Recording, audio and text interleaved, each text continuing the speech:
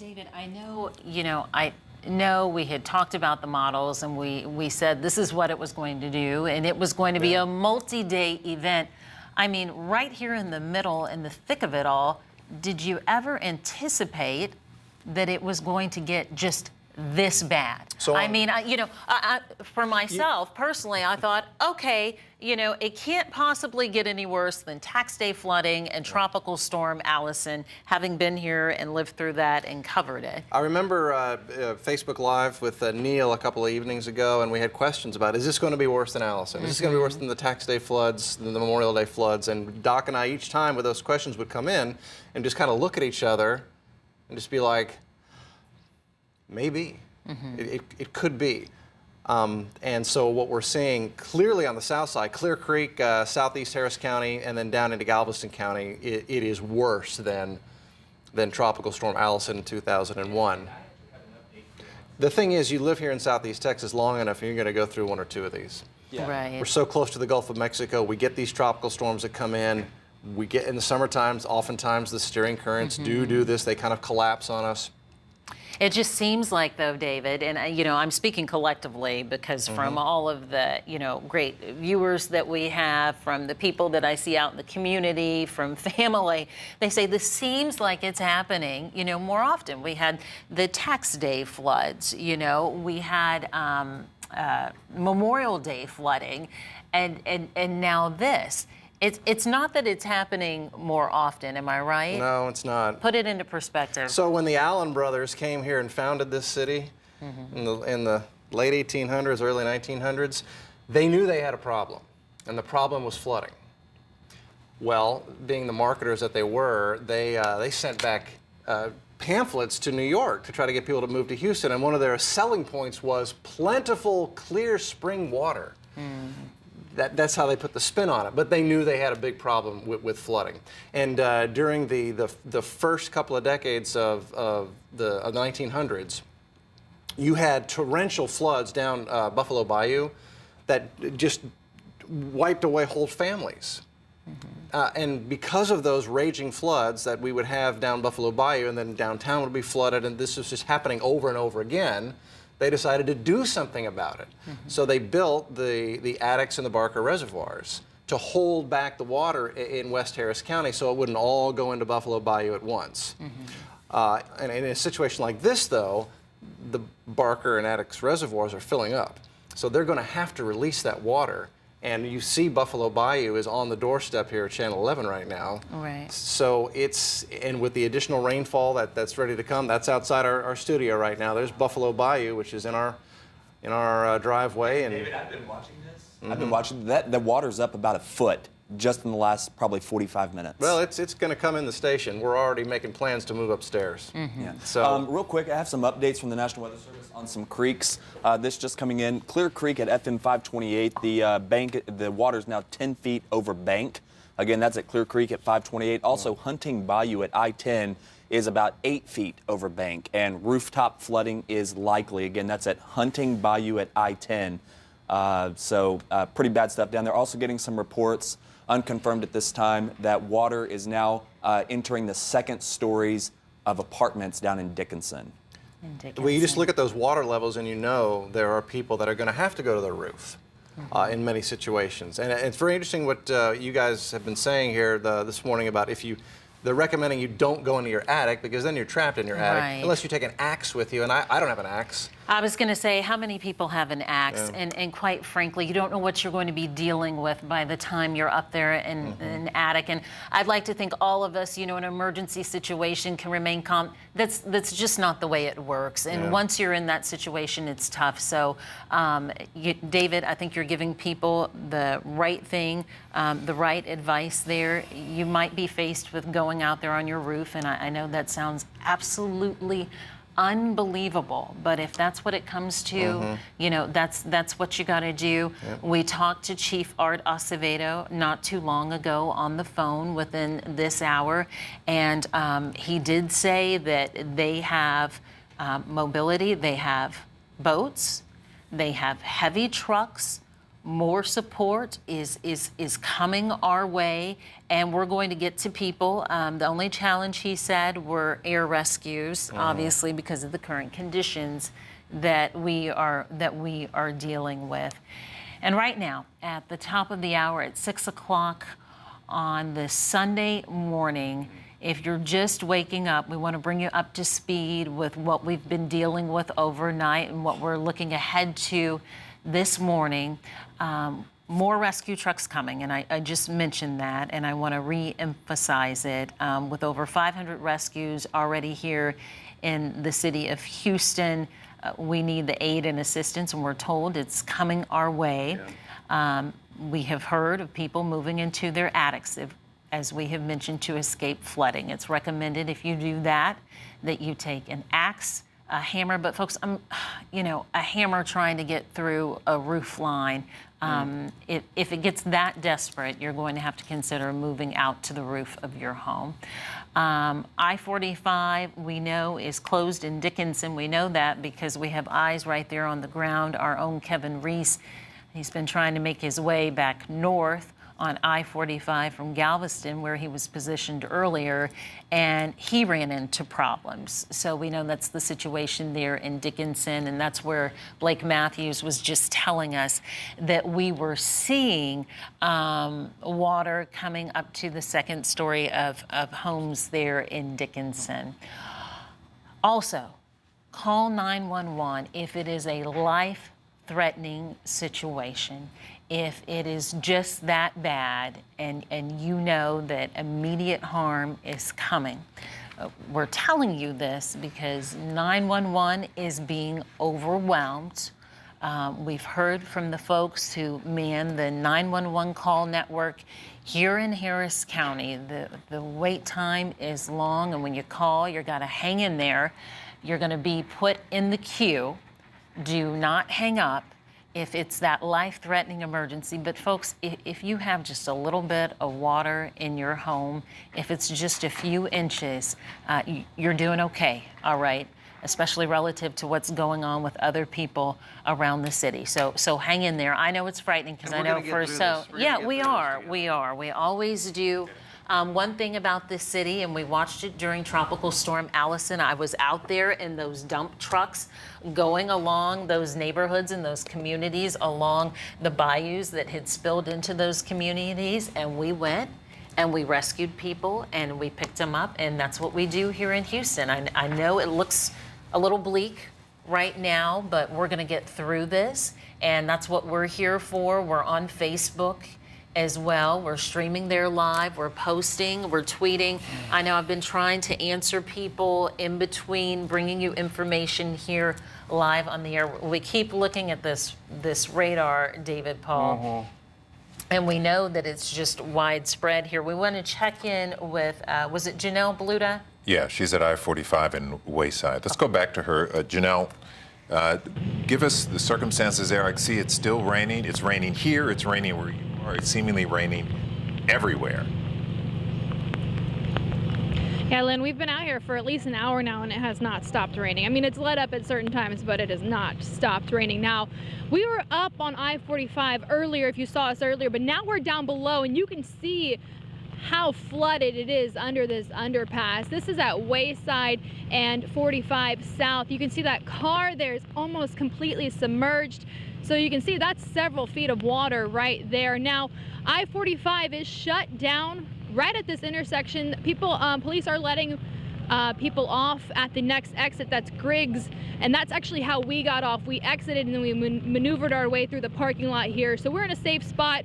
There's no traffic over here, as you can understand. But police are saying that one of the reasons why they had to shut down the highway is because they had people going the wrong way, just trying to get out of whatever situation they were in. They're saying, whatever you do, do not come out here. As you can see, we are stuck. A lot of people on that road are also stuck, so you won't get very far if you do come out here. Once people are getting off the road, they are having to park in the parking lots and basically just sit here, guys. We're all waiting it out together, seeing what happens next. But as you said, you know, the rain's not letting up, so I really don't know how long that could be. We did try to we did try to maneuver our way out of this situation. We wanted to head to some neighborhoods behind us, but we couldn't even get past that. We drove over Brays Bayou, and let me tell you guys, it is almost at the top. So I don't know, a few more feet, I don't know what's going to happen with that. It's very scary out here. We don't really know how long we'll be here. There's a lot of people in this parking lot next to me at this convenience store, just kind of waiting it out with us. So we'll keep you updated from out here as the morning goes on. Lynn, Mia? All right, Janelle Bluda, there, I-45 Wayside on the southeast side. Let's go to Kevin Reese. He's also on I-45 as we again take a look at a map, and this gives you the scope and the magnitude of something that we perhaps have never seen before. Step back, Nick. Ongoing Step further rain back. pounding really close? the Houston area. Sorry. Just like many of the forecasters, David Paul, you said this was a possibility. So at this point in the Yeah. night when Allison hit 2001, Yeah. at this point we were beginning to see it release its grip on us. Yeah, but this isn't going anywhere. This isn't going anywhere. Okay, and so what we're looking at, these bands are going to hang around, we don't know how long. It may be, we may get a break. We're getting a few breaks in spots. We need a break. We need a break, and we need it to be for a couple of days. Yeah, no, absolutely. Because it's going to take that long to get the bayous to drain out. And there's no sign of a steering current to move this thing somewhere other than where we get dumped on. No, there is not. It's extraordinarily unfortunate, and it is just a piece of bad luck that this weather pattern developed at the time when this storm made landfall. And Yeah. It's just literally a bad deal. Yeah, a bad deal. And the whole country is really going to see it at daylight. Yeah. I think most people have no clue. We're living through it right now, but this is going to be the story across the country. Let's go to Kevin Reese. He's at I-45 near Dickinson. Looks like folks are hitching up a boat. And so, Kevin, can you hear me? Yeah, I hear you just fine. You're looking at some Galveston County Sheriff's deputies here in the middle of I-45. They are in the northbound lanes. They're hooking up a couple of rescue boats because they know they will need them at some time. They've got two of them here. They're in the northbound lanes. We are in the southbound lanes. If I can have Josh come over here, I will explain why this is necessary. Like I said, I'm standing in the southbound lanes of I-45 between Dickinson on this side, Hitchcock on this side, FM 1764 behind me. There's not much traffic here at all, except for traffic like this, someone who just woke up after staying here most of the night. Come with me this way and we'll show you the northbound direction.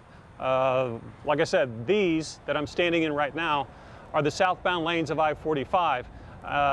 The problem is about a mile up behind me is Dickinson Bayou. We're told that Dickinson Bayou has overflowed its banks. It is 3 feet deep on this side of I-45, which is the southbound lanes, as much as a foot deep on the northbound lanes, which is the direction that you are looking right now. So what has been happening here all morning is we have one wrong way driver after another, but that's that way for good reason.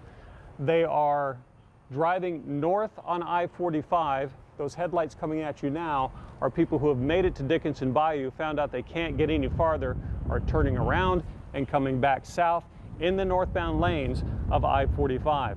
So this section will be closed off for quite some time. As you can see, that traffic coming at us in the wrong direction of the northbound lanes of I-45. We can stand here in the middle of the southbound lanes of I-45 for a long time now because there is no traffic here except for people who might already live on this side of Dickinson Bayou. But the warning here is that Dickinson Bayou, those of you in the Dickinson, Hitchcock, League City areas, completely blocked. I-45 completely blocked, both sides impassable, and will be for quite some time. And a lot of guys like this, the Galveston County Sheriff's deputies, standing by with their rescue boats just in case this does get worse. They are staged here for the problems they know are coming, and we are staged here with them to see what does come to pass here. But Dickinson Bayou has completely blocked access to and from Galveston, to and from Houston for the foreseeable future. Back to you guys. Lynn, Mia? All right, some situation down there in Dickinson, watching them get set up, get prepared, get mobilized, Kevin. Have they been able to talk to you yet? And forgive me, I stepped out for just a second and stepped back in. Have they been able to give you any idea as to what their plan is of action?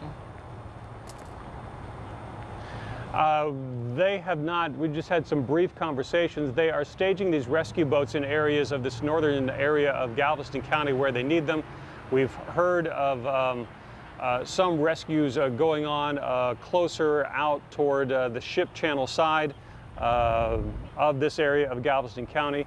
But one boat is leaving, as you just saw. One boat is staying here in case it is needed in that area of Dickinson Bayou. They are awaiting orders. They have staged all over this part of Galveston County, waiting to see where they will be needed. We do know that they also have heavy trucks out as well, where they can reach people if they do need to. Bay Cliff, other areas like that, we have been told that some rescues may already be underway. It's a reassuring sign, I think, for some people to see those boats and know that they're out there and they're trying to get to people and trying to get to those areas of imminent danger. Yeah, this is a monumental operation that Kevin Reese is talking about, and that's just one part of it. But there are literally thousands of rescues going on. And I'm sure thousands of cars flooded, thousands of homes flooded. So I don't know who's going to avoid being flooded unless you're in a high rise. In Allison, it was more than 90,000 vehicles flooded. In Allison, about 70,000 homes flooded. I think we're going to top all of that. We're going to top both of those numbers. Yeah. The home flooding in particular, because so many of the watersheds whole area. are over their bank. And more watersheds than in Allison are flooded right now.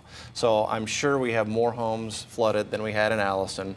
And we're looking outside the Channel 11 studios. That's Buffalo Bayou, which is steadily rising up to our doorstep. I don't want to scare people, my coworkers, but David, you think we're going to flood here? Yeah, I don't see how we avoid it. The Barker and the Addicks Reservoir, which holds water back out of Buffalo Bayou, that's going into flood. They're going to have to do a release from that at some point in the near future. That feeds more water into Buffalo Bayou. Right. That and just the fact that there's more rain coming. Yes. Because of this incredibly unfortunate, unlucky weather pattern, and there's no other way for me to describe it. But this is so unusual to have it sit here for so long. Yes. And again, we may have a couple more days. That's why I'm saying I don't see how we avoid. Yeah. And when you say a couple of more days, David, especially for the people who are just waking up and just joining us right now, when you say for a couple more days, are you talking about the rain falling at the same extent that it is now? Off and on. Yeah, off and on. Because what's happened is it's just, so we're on the right-hand side of that rotation. Yeah, which is the worst place to be. It is. That's the side that has all the lift on it. Yeah. That's just the laws of fluid and thermodynamics as they stand in the atmosphere. So on the right-hand side of that, we have got positive vorticity. That's the lift, and it's going to be there on that right-hand side of that circulation. That combined with the fact that it's pulling all this moisture right off the Gulf of Mexico. So it's got a moisture feed, it's got an energy source. It's all there, and it's not moving. So we, this is I-45 and Wayside, where Janelle Bluda has been this morning. Another example of just all the rain. This is going to end up being one of the stories in this city's history, just given the magnitude, how many people will be affected. Undoubtedly. We've got 2 fatalities, that's for the entire state, that we know of so far. Untold number of rescues, the damage is going to be into the billions. Normally you would reserve judgment on stuff like this, but I think it's unavoidable that it is going to be catastrophic and unending, and it's going to take a very long time I don't even know how the city's going to function for a while, other than trying to rescue and get back to normal, just in terms of dealing with all the water in properties. Are we not the energy capital of the United States? Yes, we are. I mean, we've got to get back to functioning in a hurry. So And for that reason, we will get back to functioning Well, I'm in just a hurry. talking about in the short term. Yeah. This is going to be a very long process. And you know what, guys? You think back to Tropical Storm Allison. This is 16 years ago. $5 billion in damage 16 years ago. Yeah. Now, we had a Category 4 hurricane strike the central Texas coast, and from the reports I've seen already, $2 billion in damage down there alone. Not to mention, okay, what we're looking at here is I-45 in Dickinson. You can see the, looks like emergency on scene there. But, you know, going back to my point, if this exceeds Allison, you know, we're looking at many billions of dollars in damage on top of the wind damage that they've already seen down. So, you know, Harvey, you know, may not be a name that you see again. Yeah. They'll And then retire it. They'll retire it. Yeah, just like they did Allison. Right. Yeah. My goodness. It's a lot to take in this morning on a Sunday morning, and I'll tell you what, I'll say this, folks.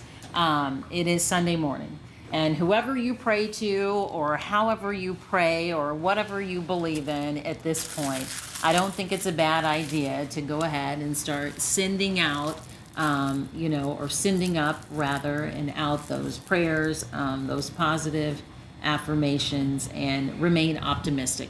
That's all we can do now. And I know you're looking at things and you're thinking, my goodness, how do we, you know, stay calm? How do we get through this? You know, it's staying calm and knowing that help is on the way if you're in need of help, and if you're one of the many people. It's been so challenging tonight to look at your Facebook comments and you sending us your address and how many people are in your home, and the water is rising and you're now on top of the countertops. I so wish I could get a boat and come and help Lisa, are you all there? of you. But someone is coming to help you. It's going to take a while. It's going to take a while. It's going to take a while. All right, so here we are, 6:16 in the morning. It is Sunday, and according to David Paul, we're not even halfway through the woods, as the expression is about getting through the woods. We've got another perhaps 2 days of this kind of rainfall, and we're going to be in a territory that was almost, didn't seem imaginable, but that looks like where we are headed as we continue to look at Allen Parkway at Stanford, right in front of our studios, where it is just astonishing what we are witnessing tonight. It's like I've climbed in a time machine and Yeah. I'm back at 2001. Yeah. This is exactly what it looked like as Buffalo Bayou was coming up to our doorstep and eventually came in and put a couple of inches of water in the studio Right. that we're sitting in right now. So it makes it very difficult in terms of coverage because it's hard to get around the city. We've got people along 45 trying to manage their way to get places. And if you've noticed, a lot of our people have been positioned in the same places Yes. for some time now, and that's because they're in a safe place. We're not putting any of our folks in jeopardy. It would be too risky. We watched up in Greens Point, one of the lowest areas on the north side. Our Brandy Smith was there. We watched live. HBD telling her that it just was not safe to be there, and that it was, you know, time to go, that it was probably the best thing to do, and she and her photographer did that. They made that move. Absolutely. So we're continuing to stay on top of this, to work with you to get through this, giving you as much information as we possibly can. And let me recap exactly where we are right now on this Sunday morning. It has been an overnight for the ages, and there is more to come. According to TxDOT, at least 150 roads in our area are underwater. The chief of police for Houston, Art Acevedo, says there have been more than 500 rescues. I'd venture to say way more. The chief says there are 25 to 30 rescue trucks being brought in from San Antonio to help with the mission. They've got to wait for the rain to stop so they can use the aircraft to perhaps pluck people off of roofs, which is reminiscent of Katrina in New Orleans. But we might be seeing that because there's so much water coming in, and first people are going to the second floor, and then they're going to the attic. And then eventually some people are going to wind up on the roof. They can be rescued, but not as long as we have this kind of rain coming down. But the chief did say they have a 412 plane as well as Coast Guard choppers who are standing by waiting for the weather to clear so that they can be a part of rescue missions if need be and if warranted to take people off of roofs. Hopefully it doesn't come to that, but it looks like we are headed that way. We have several shelter-in-place situations all over Houston, Dickinson, Pasadena. We had a fire earlier on the west end of Galveston that seemed to be weather-related. It was a beach house. And we are now waiting on Judge Ed Emmett is now putting on a microphone. He's at TranStar Emergency Center for the county. Judge, can you I see you there now. Tell me, Yes. how do you grasp this? How do you handle this? Well, unfortunately, this is what was predicted. And as we've been saying all along, we just didn't know which part of the county was going to get the heaviest rain. Last night, when we all went to bed, southeast part of Harris County had been pretty well spared. But roughly 21 inches fell there overnight. And so that's why we're seeing what we are in Pasadena and places like that. Some of the usual areas, Westbury, Meyerland, have taken on water, but other areas have not. So our whole focus right now is life and safety. First responders have been out throughout the early morning hours trying to respond to calls for rescue. I heard you say over 500. That's just the city. We're well over 1,000 rescues that have been that have taken place. We don't really count them, but I know the constables, the sheriff, fire department, everybody is out, all the commissioners. Our first task has got to be to get people out of harm's way. But like I said, different parts of the county, this was always the problem that this storm presented to us, not knowing where the heaviest rains were going to fall. And this is going to continue through the morning. So the first thing, of course, is to say, don't go out. Don't become the next person that has to be rescued. And then the other thing to say is, make sure your family's safe, make sure your neighbors are safe. You know, I've told everybody here, call your family, because not only does that reassure you, but it also lets us know which areas are really in the most dire straits. Judge, you talked about over 1,000 rescues. Talk to us about those types of rescues that you guys are getting calls for. Are they calls from people who are in their residence and they're taking on water? Is it people stranded in their vehicles? And how are you getting to them? Well, both. The early ones, of course, were mainly people in their vehicles who had driven into high water. And in that case, high water vehicles, constables, the police department, fire department. But now a lot of it is being done by boat. As soon as the sun comes up, we will see more and more air rescues, quite likely.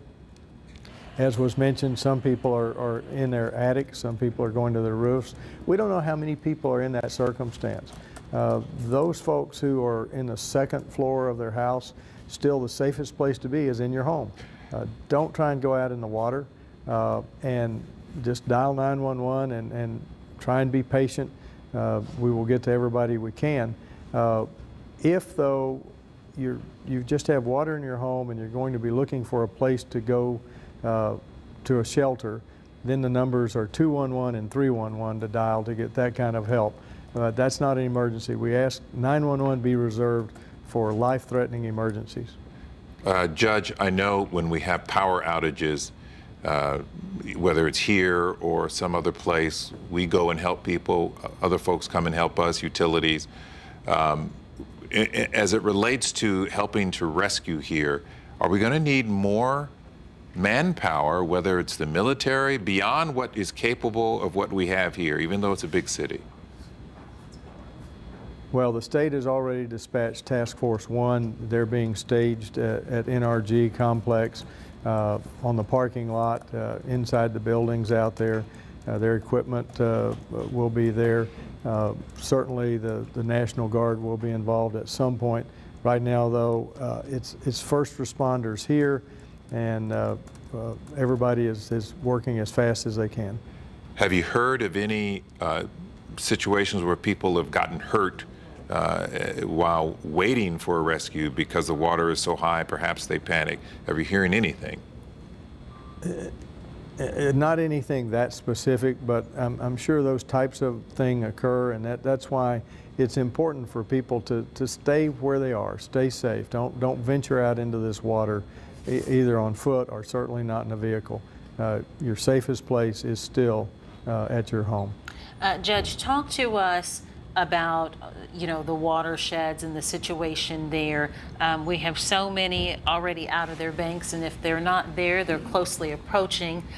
We were talking with our chief meteorologist, David Paul, about the Addicks Reservoir being so taxed and water needing to be released from there quite possibly. Of course, that then impacts everything downstream, including Buffalo Bayou. Can you give us an idea about any of that? Yeah, the latest report we've had on that, again, because the heaviest part of this rain last night fell in southeast Harris County, not in West Harris County. Yes, Addicks is filling up, but we're not facing that situation. And rest assured, no water is going to be released from the reservoir if it would cause even more flooding downstream. That's why the reservoirs are there, and with Buffalo Bayou being as full as it is right now, there won't be water released. Glad to get that information from you. We've had so many questions about that overnight into this morning. And Judge, I think Right. there's going to be an update coming up at 7 o'clock, so we're going to let you get ready for that, and Right. we'll get back to you Okay. and get the latest information. We appreciate you taking the time on an unbelievable night. Okay, thank you very much. All right, Harris County Judge Ed Emmett. We've got Blake now on the porch, meteorologist, to take us outside and show us what it looks like in our front porch. Blake? Len, I've been through quite a bit in my young career. I've been through the '94 flood. I was here for Tropical Storm Allison. I want you to take a look behind me. We're standing on the front porch here at the KHOU 11 studios. And folks, we are about to flood here at the TV station. When I came in this morning about 2:30, you could see the water was completely gone. The roads were drivable. I can tell you now that if it wasn't for this brick wall, water would be lapping into the front office, into the reception area.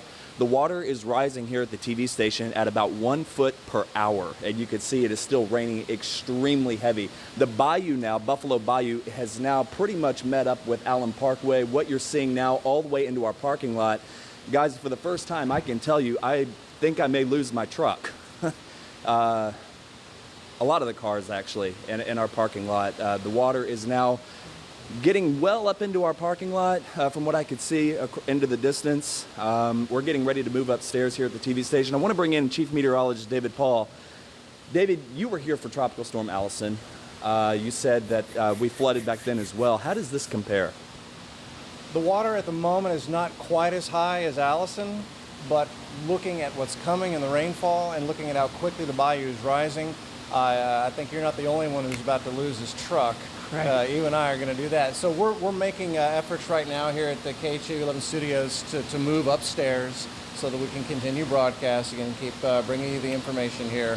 That's ongoing right now because there's just no way, I don't see a way we avoid getting Buffalo Bayou into the first floor and our television studios. You know, speaking to you as a friend and not as a coworker, and as weather nerds, as we say, it's phenomenal. I grew up saying you have to laugh to keep from crying. I mean, this is really a there are certain things in life you think you'll never see.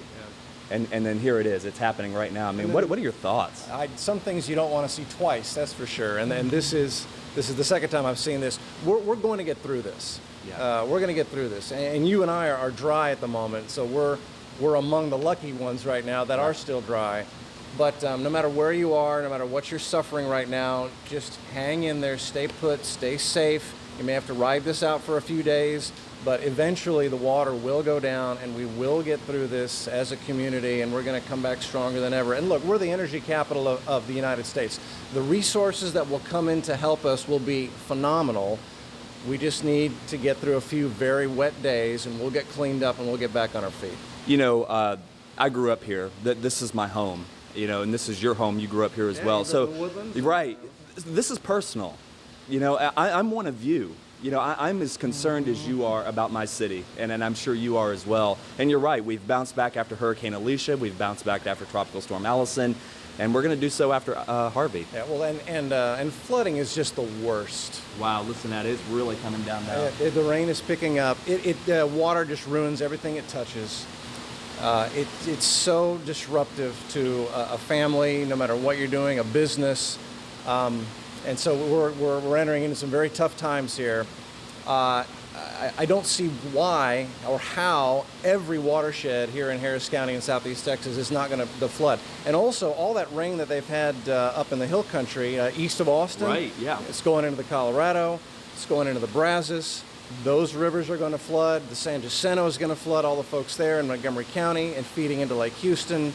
So nobody is going to be spared who lives anywhere near one of our major watersheds. Yeah, and we're going to end up having to do what a lot of people across the city are doing this morning, and that's having to move to the second floor.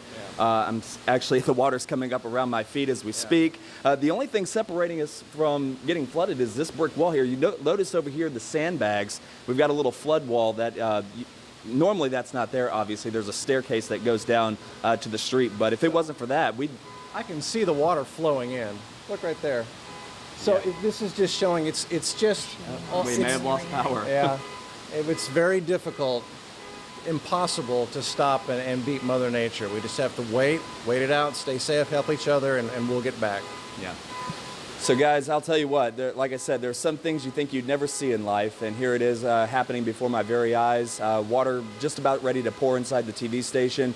I'm going to go change out of the suit, get into a pair of jeans here so we don't ruin our clothes, and we are going to stick with it. I'll tell you, we're here through the duration, guys. Yeah. We're getting ready to do what we've told so many other people to do with the water creeping up to our front door. We've told people to remain calm and move up, so we're likely going to do that. But for now, we're good. Someone else we were concerned about earlier, that was Brandy Smith yeah. and her photographer, Mario. We were watching people being evacuated and told now is the time to go up in the Greens Point area. She's in the Greens Point area. You've since moved and relocated. Set us up where you are now, Brandy. Looped around, we went up to Bush Intercontinental, where conditions really are not that bad. There are some high water spots, but the rain was pretty light. Not as bad as we're seeing in a lot of areas. We jumped back on Beltway 8 and headed west, and we didn't make it far. This is the exit for Imperial Valley. It was closed due to construction.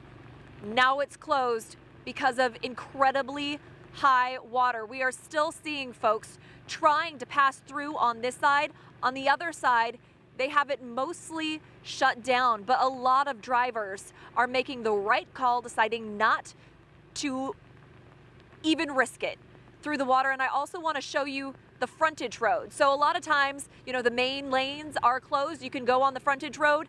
No, it's even worse over there. You can't even tell that there was a road there at all. The water, just in the past few minutes, creeping up over the grass here on the median that separates the feeder and Beltway 8. And we've driven past a lot of similar conditions like this. Beltway 8 has a lot of high water spots.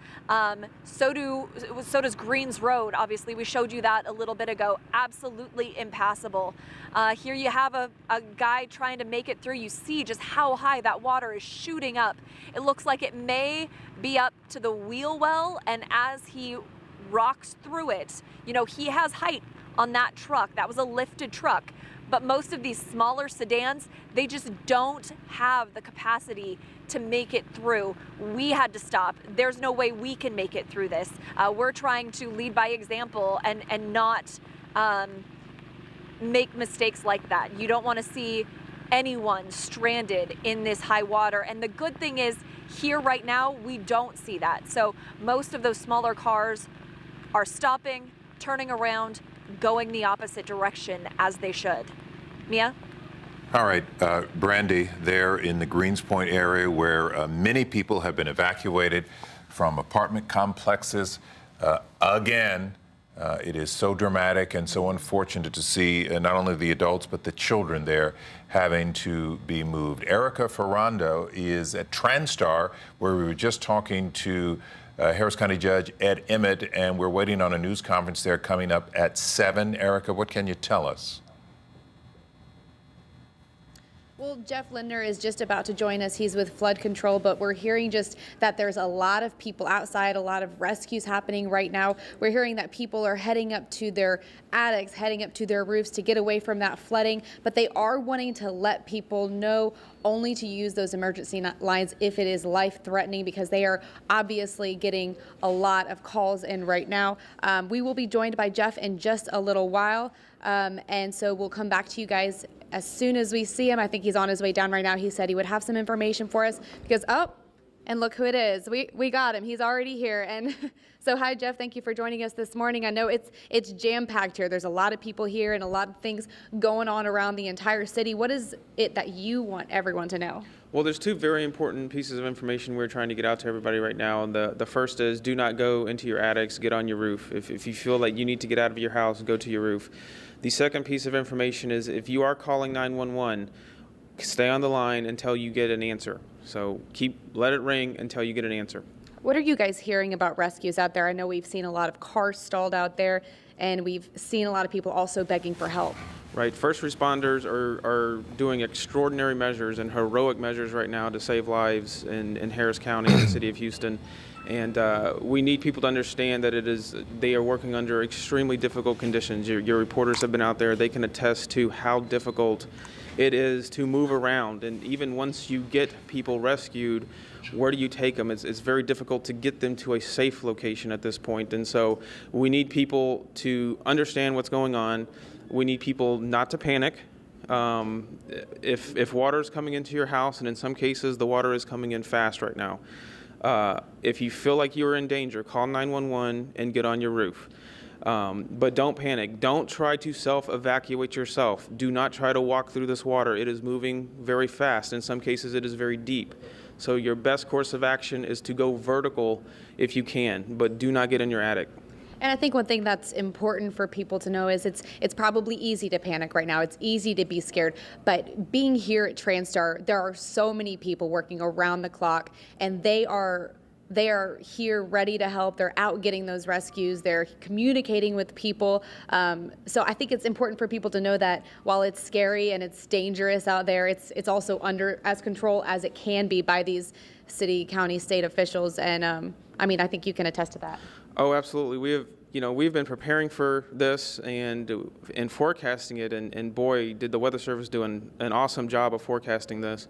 And now we're seeing the reality of this taking place. But the good news with us preparing and residents preparing for this is that we are better prepared to react to it. And so a lot of the resources that we have are already in place, and as soon as the sun comes up, it's going to be a massive response into these areas that have been so hard hit, and there's going to be resources coming in from other areas too to help with this. The nation right now is watching this city go through this, and the relief will be pouring in. What do you think it is that we can expect once the sun comes up? It is, in some cases, it's going to be overwhelming. In many of these locations, we have never seen water this high. We have water in some locations going into the second stories of homes and the second story of apartment buildings. And, Houston's very flat, and to get water that deep here is just absolutely historic and just epic. And I'm just out of words at this point of how to even explain of what we're going through at this time. But the biggest thing is when the sun comes up, the light comes up. I don't want that to lull people into a sense of safety to get out in the water and try to walk or evacuate in the water. The water is still dangerous, dark or light. The water is still dangerous. So please stay where you're at. It may take time, but first responders will eventually get to you. What do you think we can expect moving forward? Should we see more rain and more flooding around the city? I've been hoping all night that these rain bands would give up and we would get a break and at least let some of the water drain down, but we have yet to see the cessation of these rain bands, and so we continue to see these incredible rainfall rates falling on the city, and until we get the rain to stop, the water will continue to rise in a lot of our areas. And so, y'all have been showing it all night that with the storm where it is, it's just going to continue to rain, and I fear that we're gonna have some very high totals when we're done with this. I mean, we're already up to 2 feet in 24 hours, so yeah, it could continue to rain through at least a good portion of this morning. So we're asking everyone to stay home today. Oh, absolutely. You can't go anywhere. I mean, in a lot of areas, you can't go anywhere. And if your area is one of the lucky ones that you are not flooding, once you get out of that area, you're not going to be able to go anywhere. I mean, most of our freeway main lanes are underwater, so it is almost impossible to move around this area right now, which is why we're having such tough issues with the rescue operations that are in progress. Are we, and I mean, we're not talking about just part of the city. We're talking about the entire city of Houston's affected by this? We definitely have impacts in a lot of areas. We have several of our watersheds. We have 22 major creeks and bayous in the county, and all but 3 or 4 of them are experiencing flooding conditions right now. Now, there are certainly pockets and areas that do not have flooding. We do know that there are those areas, but that could change as more additional rain comes in. But there are some areas that do not have flooding right now. What have you heard about rescues and injuries, all of that? I haven't heard of any injuries. I've been hearing some of the rescue information in the Emergency Operations Center while I've been doing, informing y'all what the bayous are doing. And you can hear the tone and the voices of how serious this is out there. You can hear it in the first responders' voices. They're trying to get to as many people as they can right now. One final thought you want to send out to the community watching? We're all going through this. We all know people right now that are probably being affected by this. And we need to all work together and not panic. And we will get through this. The rain will stop. The water will go down. And we will have a recovery effort ahead of us to repair what has been damaged tonight. And so just keep that in mind. The water will go down. Don't panic. Help will be coming to those who need it. And those inside their homes, a lot of people are probably trapped. They want to call 911. They don't really know what to do. What do you think people need to do? If you fear that your life is in danger, you need to call 911. And like I said, stay on the phone until it's answered. If you're in your house, you do not fear for your life, stay in your house. Even if there's water in it, stay in your house. That's the safest place for you to be right now. Well, thank you so much. I really appreciate you joining us today. And I think the biggest message here is if you are inside, make sure to stay inside. Don't get out on those roads because as we're hearing, they are flooded across the entire city. Wynn, we're going to toss it back to you in the studio. All right. It's very good information, and we have been repeating that information about people staying in their homes, shelter in place where you are, because enough people, quite frankly, have gotten trapped and stuck on the roadways. And so it is forcing our first responders to get to people as quickly as possible, but given the sheer number of people that they have to get to, it is going to take a while, which is why they keep saying only in life-threatening situations should you contact 911. If you think you're going to be fine, albeit maybe uncomfortable, nervous, anxious, that's not enough for you to become a priority in terms of getting help from emergency first responders. We've also got people in untold number of homes with water in them, and perhaps in situations where they've got small children. They will become a priority, obviously, but there are first responders rushing in and trying to get to as many people as possible. This rain that you're looking at on the radar right now, this started about 8:30 last night with one band that came from going from west to east, and it has not stopped. One band rode through, and now we're dealing with more. In fact, we've even got water that is starting to come into our studio here at KHOU 11. It is that much rain pouring in, covering up Allen Parkway and the intersection of Allen Parkway and Stanford. In fact, folks, shortly, we will stay on air, but we're going to be moving upstairs to broadcast for you. It won't look the same. It'll be rudimentary, but we'll still get the job done. We'll still provide information for you, but we are going to be moving upstairs shortly because we're starting to get water inside of our studios. This has been the situation tonight. When the water started coming in, people started getting trapped, and that led to a backup on the 911 emergency centers across Harris County. And those folks are working very hard to try and handle your calls. We have shelter in place not only for Houston, but for several other cities. We have bayous coming out of their banks. Buffalo is not one of them right now, but that appears to be, according to David Paul, inevitable, that more water will come out of its banks. Coming up at about 7 o'clock, about 15 minutes from now, we hope to get a news conference from Transtar, that's the Harris County Emergency Office.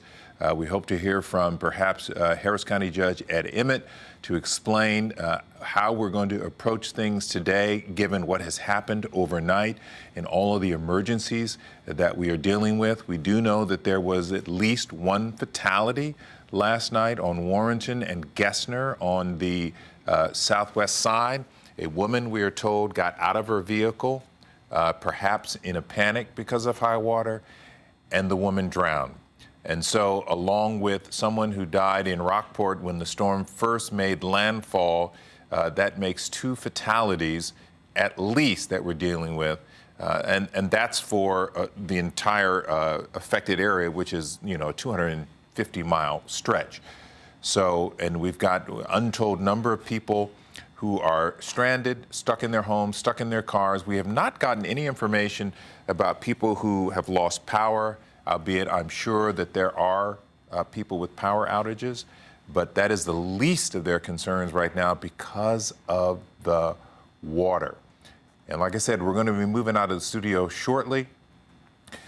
This station has not experienced this, where we got water in the studio, since 2001 and Tropical Storm Allison. And the water creeping up, our audience should know, water's creeping into the studio that we're standing in and working in right now. Yes, if I could show it to you, I would. I'll take a picture and send it out on Facebook or Twitter. But, and you can see there, the camera is panning down. Here comes Buffalo Bayou. Yeah, Buffalo Bayou coming into our studios. Can we switch to that? Can you see the floor? I don't know if they'll be able to see the floor. Maybe not. So we'll stay on the map. David, you look at this map. Okay, here we go. Yeah, okay, if you can, I don't know if you can see down there with the lens. Be careful because it's going to be slippery. Yes, I know. Yeah. So I'll stand out here. All right? Make a little splash. There you go. Yeah, that's Buffalo Bayou. That's Buffalo Bayou coming into our studios. I'll come down here, and it started to come in literally about 15 minutes ago, and now it is slowly creeping into the studio and spreading all across the floor, which is why we are going to be moving from the studio to our second floor conference room and still continue to do our newscasts, continue to bring you the information that you need, but we're going to have to adjust here because Mother Nature is making a run on the studio. It is that kind of night. It is that kind of natural disaster that we are facing here. We've got crews out.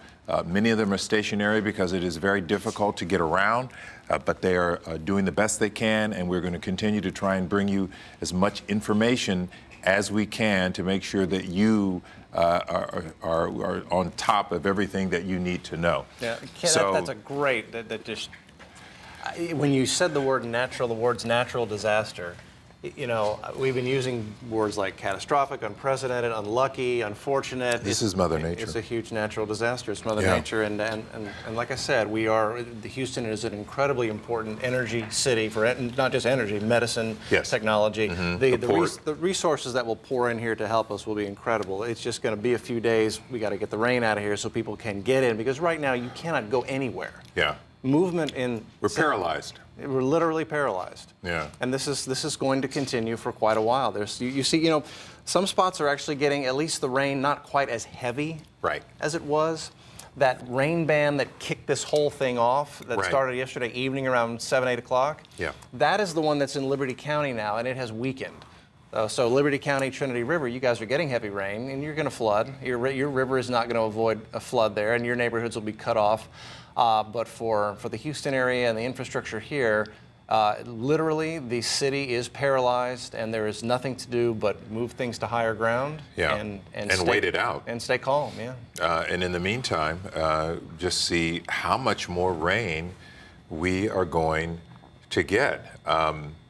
Well, so in Allison 2001, we had a couple inches here in the first floor of the KHAU studios here. Yeah. I would be shocked if we don't have at least waist-high water in here. Oh my gosh, If- really? If not higher. Well, No. the station is built in the floodplain of Buffalo Bayou. Yeah. That's why everything slopes down. That's true. We're on the slope. The slope doesn't stop until you get up to Dallas, Dallas Street. So That's true. we're in the floodplain. Yeah, but we're fine. I mean, look, let's be realistic here. There are people in homes Yeah. with small children who are trapped, Yeah. and they're waiting to get help. And so these are the folks that really, we need to make sure that first responders can try and get to them, that we continue to talk to them and make them aware that folks are coming, help is coming. It just may take a while because so many people are in need this morning. And I don't even know, where is this? Is this I-45? It looks like that Gulf Freeway section. Gulf Freeway and I'm not sure. Dickinson. Yeah, down in Dickinson where the bayou has crossed the freeway. It has literally crossed I-45 about a mile away from where Kevin Reese is located. I believe Yes. this is Kevin Reese's It is. photog and reporter. And so they're just standing out there in I-45 on the Gulf Freeway because there's no traffic because we're paralyzed. The water across the road has completely shut it off. Yeah, and some people have been going the wrong way You're to hot. get off the freeway. And let's go to Kevin Reese now. So, Kevin, you guys are going to sit tight. You came from Galveston, couldn't go any further once you got to Dickinson going north on 45, and nobody's going either way right now, are they? Yeah, especially not us as this next squall comes through, if you guys can hear me okay. Yes. Again, if you've just joined us, I'll give people the lay of the land here. The camera is looking north on 45. Houston is behind me. Galveston is this way. These are the northbound lanes. I'm easily standing in the southbound lanes because no one can get to me where I'm standing right now. About 2 miles behind me is Dickinson Bayou. Dickinson Bayou goes under I-45. Right now it goes under and it goes over I-45. We are told that on this side where I'm standing, the southbound side, it's as much as 3 feet deep across I-45. On the northbound side, at least 1 foot deep, but that measurement was about an hour ago, and as you can see, it's still raining here. So what's happening is drivers are leaving the south end, leaving Galveston, trying to go north on I-45, finding their way to Dickinson Bayou, turning around and driving back down south in the northbound lanes of I-45 until they can exit the freeway. And as you can tell by the weather that we're having right now, these conditions are not going to get better anytime soon. At first light, and we're about 30 minutes away from being able to see that water ourselves. I'm going to keep my back to you for now so you can hear me okay because of the wind. We're going to get up to where Dickinson Bayou is crossing I-45, and we'll get our eyes on it. But look at this, here we go again. This is the weather that is going to hit you guys probably in the next 10 to 15 minutes. If it's not hitting you already, this is the next squall. And if I could say something to the drivers out here, when we left this morning from Galveston at about 3 a.m., we were trying to figure out why so many wrong way drivers were coming at us. Now I've explained to you why that's going on. I would tell people this, and here comes another wrong way driver. Actually, there's one on each side, southbound and northbound lanes. This one actually may be a first responder. When people meet for the first time, I sometimes have a joke. They ask me, what do I do for a living? And I say, well, I'm one of those idiots who stands out in the rain and holds onto a tree in a hurricane. Let us be those idiots today. Stay off the roads so that you don't have wrong way problems like this. This is a first responder. They're out here on purpose, but you've got other people who are taking the risk. Stay home today. You won't get anywhere on I-45 on this section of I-45 anyway. If you're leaving Galveston, you will not make it to Houston. If you're leaving Houston, you will not make it to Galveston. So stay put, and we'll let you know if and when the situation improves. Guys? All right, Kevin Reese, thank you.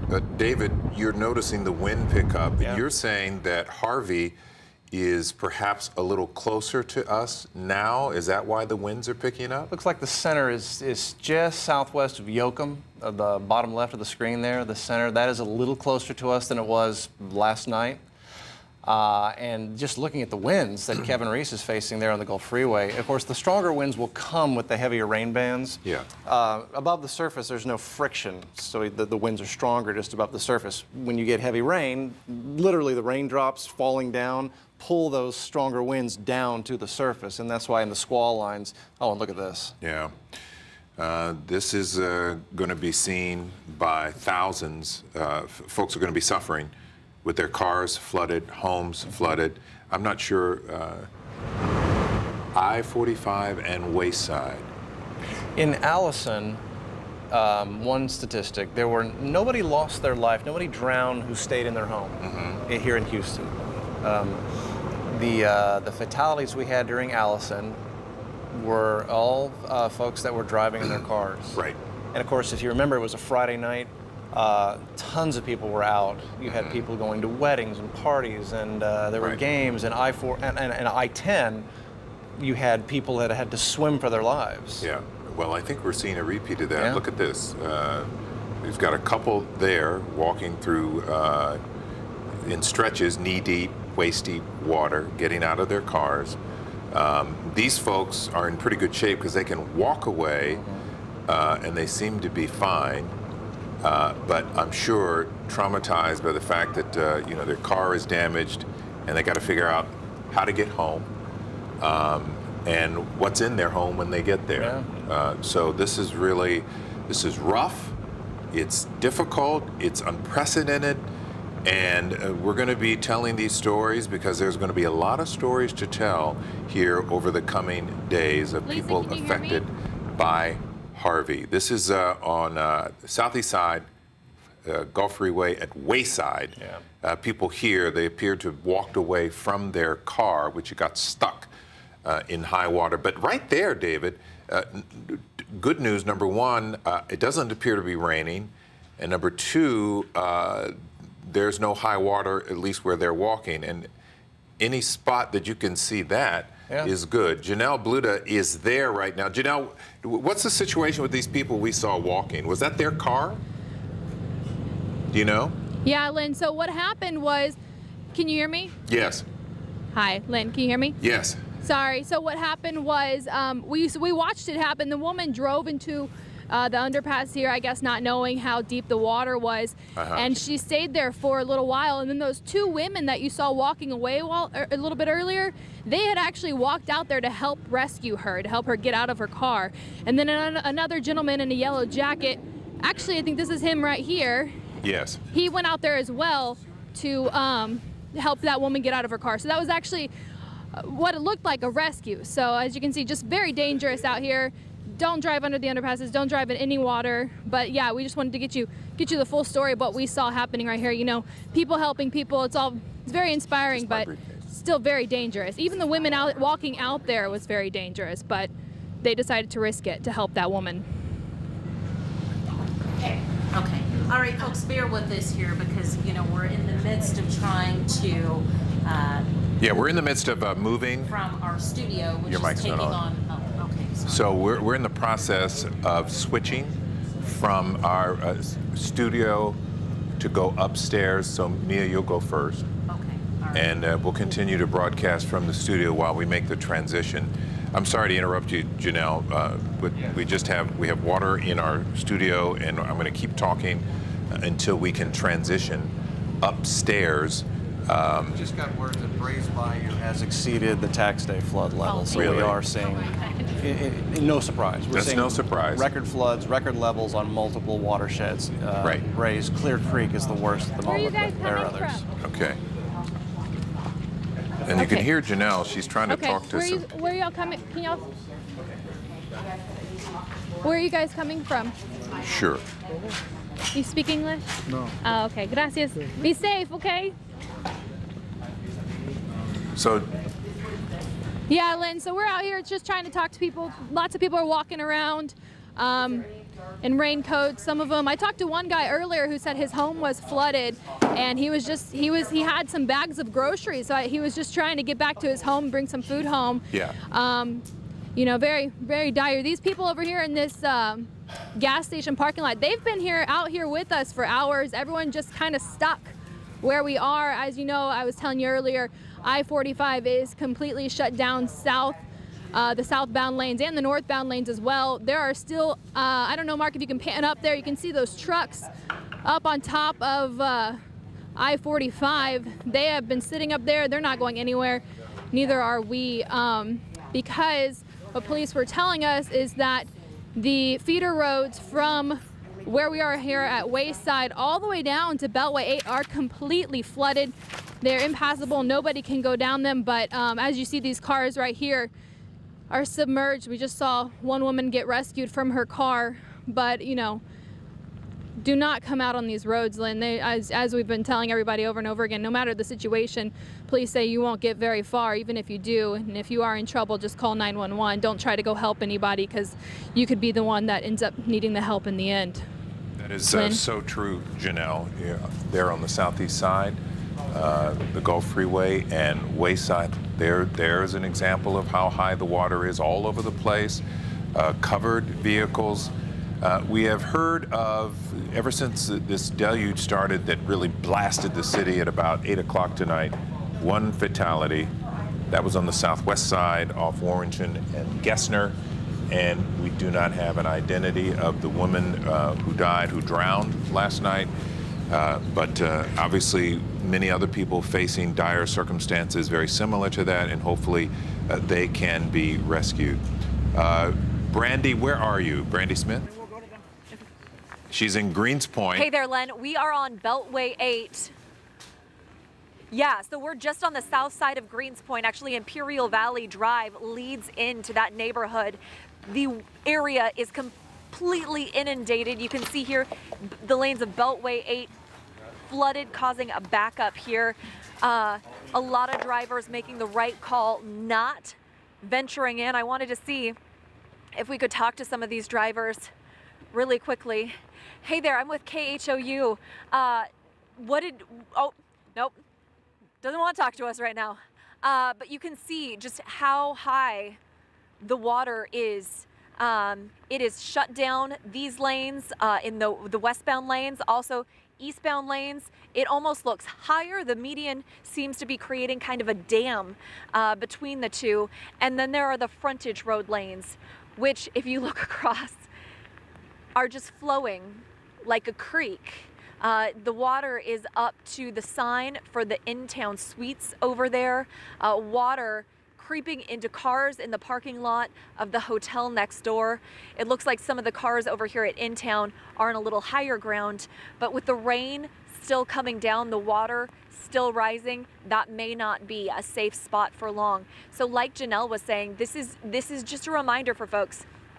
Even if it is flooding in your neighborhood, do not venture out. The roads are even worse. I want to show you the frontage road lane on this side. And this right here, this is the shallow part. We're talking 2, 3, 4 inches of water right here. But as we look over the median onto the frontage road, look at that.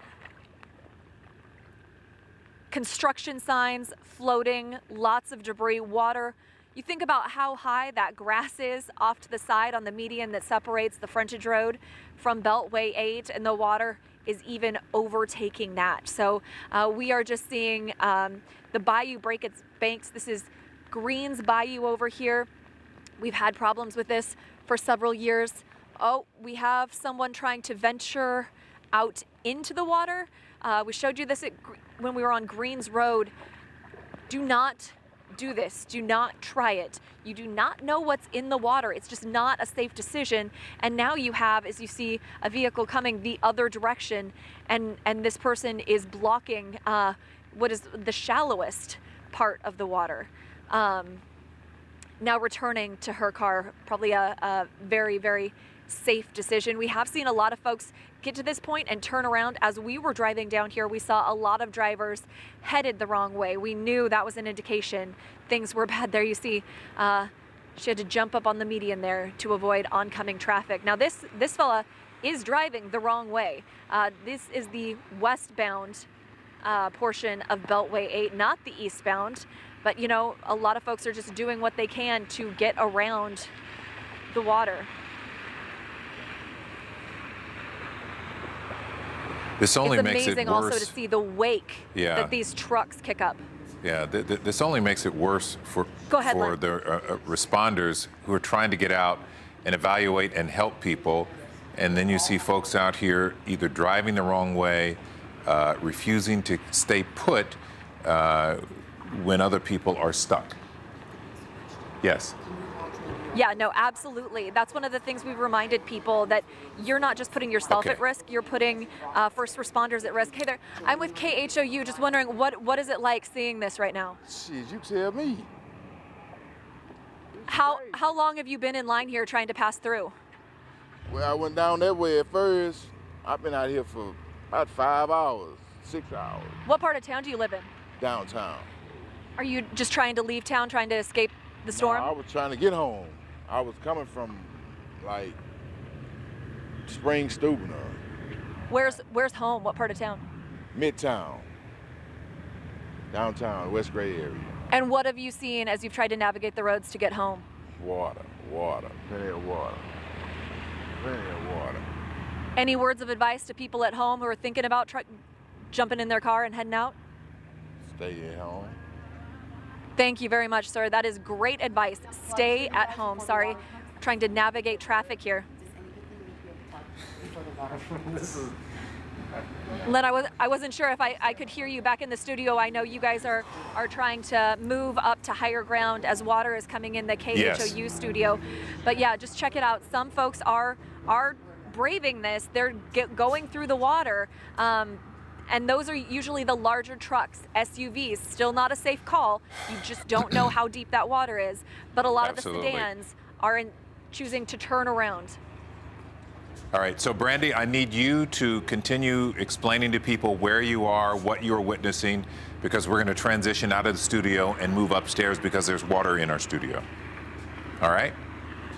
Yeah, you bet. Okay, so let me set the scene for you. This All right, is so, Beltway 8, westbound I am lane. on Facebook Live right now. As I transition, we're going to be going upstairs to our conference room to continue broadcasting while Brandy continues. Thank you.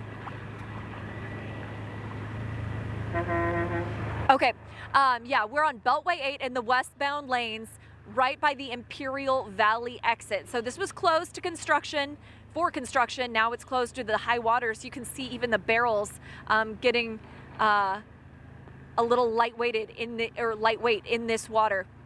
This is the southern part of Greens Point. Greens Point has been evacuated. It is inundated with water. Talking to HPD dive team crews who are out there, they rescued at least 28 people from the Arbor Court apartments and neighboring apartments in that area. You remember those from the tax day floods, how high the water got? When we were there, Houston police told us we had to go. Even though we were on a bridge, we were at a high point. If we did not leave then, the water on either side would climb so high we would be trapped there for days. And unlike the tax day floods, this rain isn't showing any signs of letting up for several days. So we had to get out of there. Our next stop was Bush Intercontinental Airport. Conditions there are not bad, but that's relative to what we're seeing in other parts of the city, which are underwater. So there are high water spots on the road out there. Many of the flights delayed or canceled. However, the last we heard, it was still operational. Hobby, however, shut down right now because of standing water on the tarmac. So we drove this way thinking Beltway 8 would be kind of a safe bet. It's a little higher in a lot of places. Well, that's clearly not the case. We're gonna see if this semi can make it through. He's going for it. What's scary about this is drivers like that set a precedent for other drivers who then think maybe they can make it through. They think maybe the water isn't that deep. It is, folks, and you just don't know how deep it is and what part you're going to hit. One side, I mean, clearly on the north side of these lanes right now, that's going to be much deeper than you are on the southern part of these westbound lanes. It's a little shallower. The median there creating a dam of sorts between the westbound and eastbound lanes. It appears to be much deeper on the eastbound side. That's why you have that completely shut down. We're hoping to get emergency crews over here at some point to shut this down as well so we don't get any drivers stuck, but I know their priority right now is keeping people safe, getting people out of dangerous zones like Greenspoint. So again, in Greenspoint, we watched as folks were evacuated out of the Arbor Court apartments. They were loaded onto a Metro bus, but it was quickly decided it was too dangerous to take the bus back over the bridge. Instead, HPD officers went through the bus, handed life jackets to anyone who needed it, and loaded them onto a high water rescue vehicle. When I asked one of the officers who was in charge there, I said, "Where are you taking these folks? Do you know?" And he said they're taking them to any place dry. And I want to let you guys know our team back at the KHOU 11 studios, they're transitioning to higher ground right now because there is water coming into our studio off of Allen Parkway. Allen Parkway is flooded right there at Stanford. So we're seeing water streaming into the KHOU studio. They're moving to higher ground, as we would advise anyone who sees water creeping into their home to do. You go to higher ground. If you have a second floor, it's your second floor. We're being told not to go into the attic. You could get trapped there. So if you don't have a second floor, the next best is the roof. Go to your roof for safety. We are lucky enough at KHOU to have that second floor. That's where Len, Mia, our studio staff, our producers, our whole news team is moving, because our entire newsroom and the studio, our control booth, all of that is on the first floor of KHOU. So I want to show you the frontage road here and just how impassable it is. Folks are getting through here unwisely in the westbound lanes of Beltway 8. But check it out, there's a gas station. You see that shell in the distance? The water is up to the gas pumps, creeping up the parking lot, and it's about at the doors. I can't tell from a distance, my eyesight's not quite that good, but as the sun is starting to come up, we're getting a much better view of just how catastrophic, I think is the best word, this flooding is. Being out on Greens Road, it was a scene I feel like we've seen time and time again. We saw it during the tax day floods. Greens Road underwater. A lot of this water obviously coming from the sky, but also Greens Bayou. So right around here, it makes a little turn. During the tax day floods, one of the issues there was when it made that turn, the water sloshed over, broke its banks, and then as the water rose, it continued to break its banks. All of that water pools in the lowest possible location. I've made the analogy before, it's like a bathtub. So it goes to the lowest point it can. Greens Point is a low point, especially over by Greens Road and the Hardy Toll Road. We're gonna see if we can talk to some of the drivers who are stuck in this, just see if they can kind of describe what they've seen as they navigate. Hey there, I'm with KHOU. Where are you guys coming from? Beltway and Lee Road. Beltway and Lee Road. How have the conditions been? Good. Good. No flooding over there. Just on the Beltway. This is the only issue we ran into right here. I don't know if you can hear her, but she's saying this is the only issue that they've had so far. Where are you guys headed? I was taking her home. She was stranded. Where were you stranded, ma'am? The Beltway and Lee Road. On the feeder road, my car just stalled out. Did you get stuck in water, or it just stalled? Waist high. It's waist high. I had to go to Exxon. Wow. Have you, I mean, how would you describe what you're seeing It's out scary. here? It's scary to be out here by yourself. Thank God he came to help me, but it's very scary. I mean, what do you say to other folks? I asked another driver, what do you say to folks? Stay home. Stay Stay home. I mean, stay home. If it's someone at your job, they're gonna cover the next shift. Like, my job is 24-hour rotation. They just gotta stay there. I mean, I tried to come give relief. You can't always do that. Just stay home. Guys, we wish you safety on your way home. Please be careful, stay dry. So if you didn't hear her in the beginning, she said she was over on Lee Road and her car stalled. She had to call him to come rescue her. They made it to this point without running into any other high water, but now they're stuck here behind, let's show them again, the high water that's flooded the westbound and eastbound lanes, all lanes of Beltway 8 here at Imperial Valley.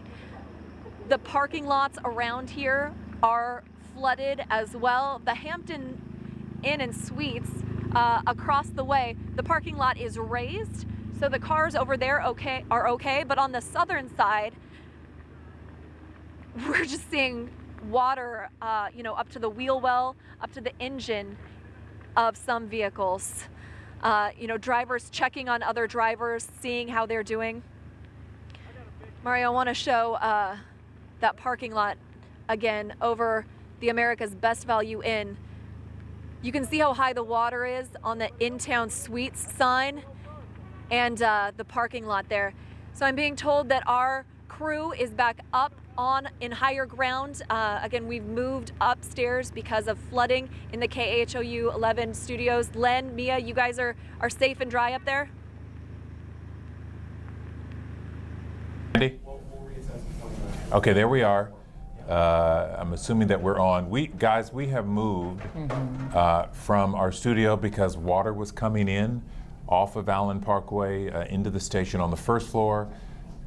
So yes, can they hear us? Yeah, I'm not quite certain if Brandy Smith can hear Brandy us. can't There's a hear lot us. of moving parts here. As Lynn was explaining, we had to move our news studio, move it to the conference room, Which is on the here second floor. and set up because we were taking on water on the first floor. So we're going to try and continue to bring you information as we go throughout the night. But we've got several reporters out in different areas around the city. Some are locked down because it's very difficult to get around, as you can imagine, to kind of show you some of the stories of people who were stranded in their cars. We have talked to people on the phone who have been stranded in their homes, but we have yet to get to some of those people simply because it is so difficult to get there. David Paul is here to talk about the forecast, which is mind-boggling.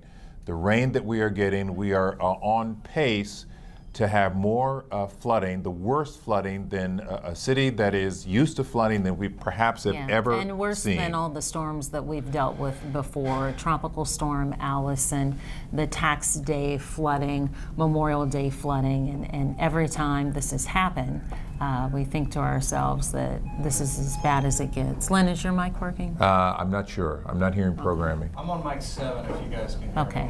And bear with us, folks, as we try and work through the kinks we make the here. transition here. Yeah, we've had to transition an entire state-of-the-art studio to a conference room. I think we're going to have to, by the time this is over, we're going to have to look back to 1935, if memory serves. 1935 was the last time we had this type of a rain event with a catastrophic flood. David, come on over. I think they've got to get you mic'd up and everything. Yeah, there you go.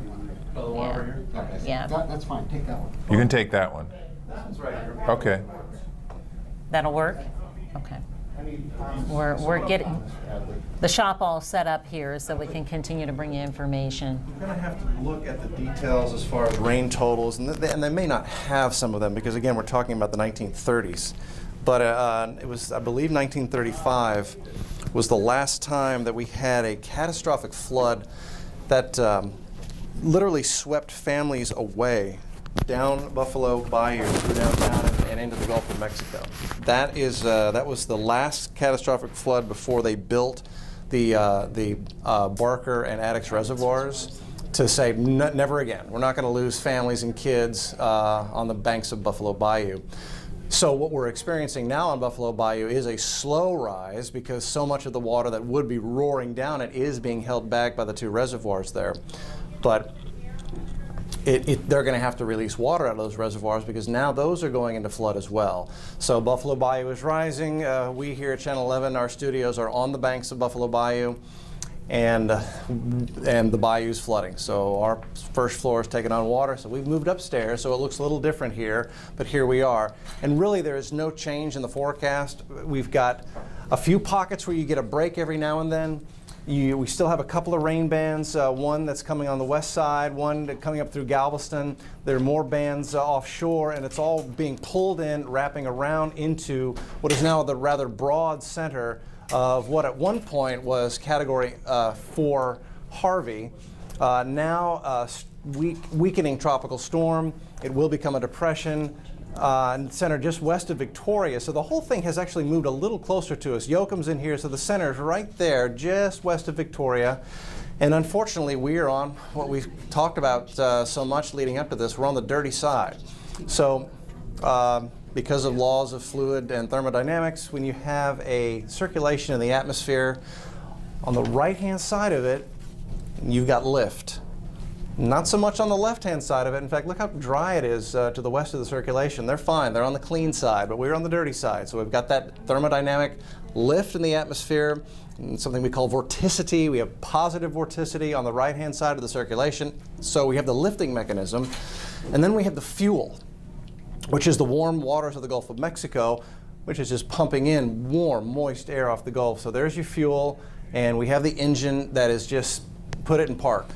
But the engine's revving, and it's just going to sit and spin on us. And so we've already had catastrophic flooding, and we've got several more days where we're going to be on that lift side, the positive vorticity side of it. And rain bands will form, they'll come in, and they will just add to what are already just tremendous rain totals right now. Clear Creek, record flood, southeast side. That's where some of the worst flooding has been and is occurring right now. Brays Bayou above the tax day levels. I remember Doc and I doing Facebook Lives Friday before the storm made landfall, and many of your questions coming in and asking us, is it going to be worse than the tax day flood? Is it going to be worse than the Memorial Day floods? And Doc and I would kind of look at each other and be like, it might be, because we both understood that this forecast, this was just going to sit here and spin. And so I think we're going to surpass that. I think we're going to surpass Allison. We already have in many neighborhoods. Many of the watersheds have surpassed Allison with the bayou levels. And now we still have several days. We still have several days where we're going to sit here and have this chance for heavy rain. Maybe we'll get a break. Good Lord, help us. Maybe we'll get a break from time to time, and we'll have a moment or two where we get a chance for some of this to drain. But really, at the bayous, at the levels they're at right now, we need several days where there is no rain falling for the bayous to drain down and out of their levels.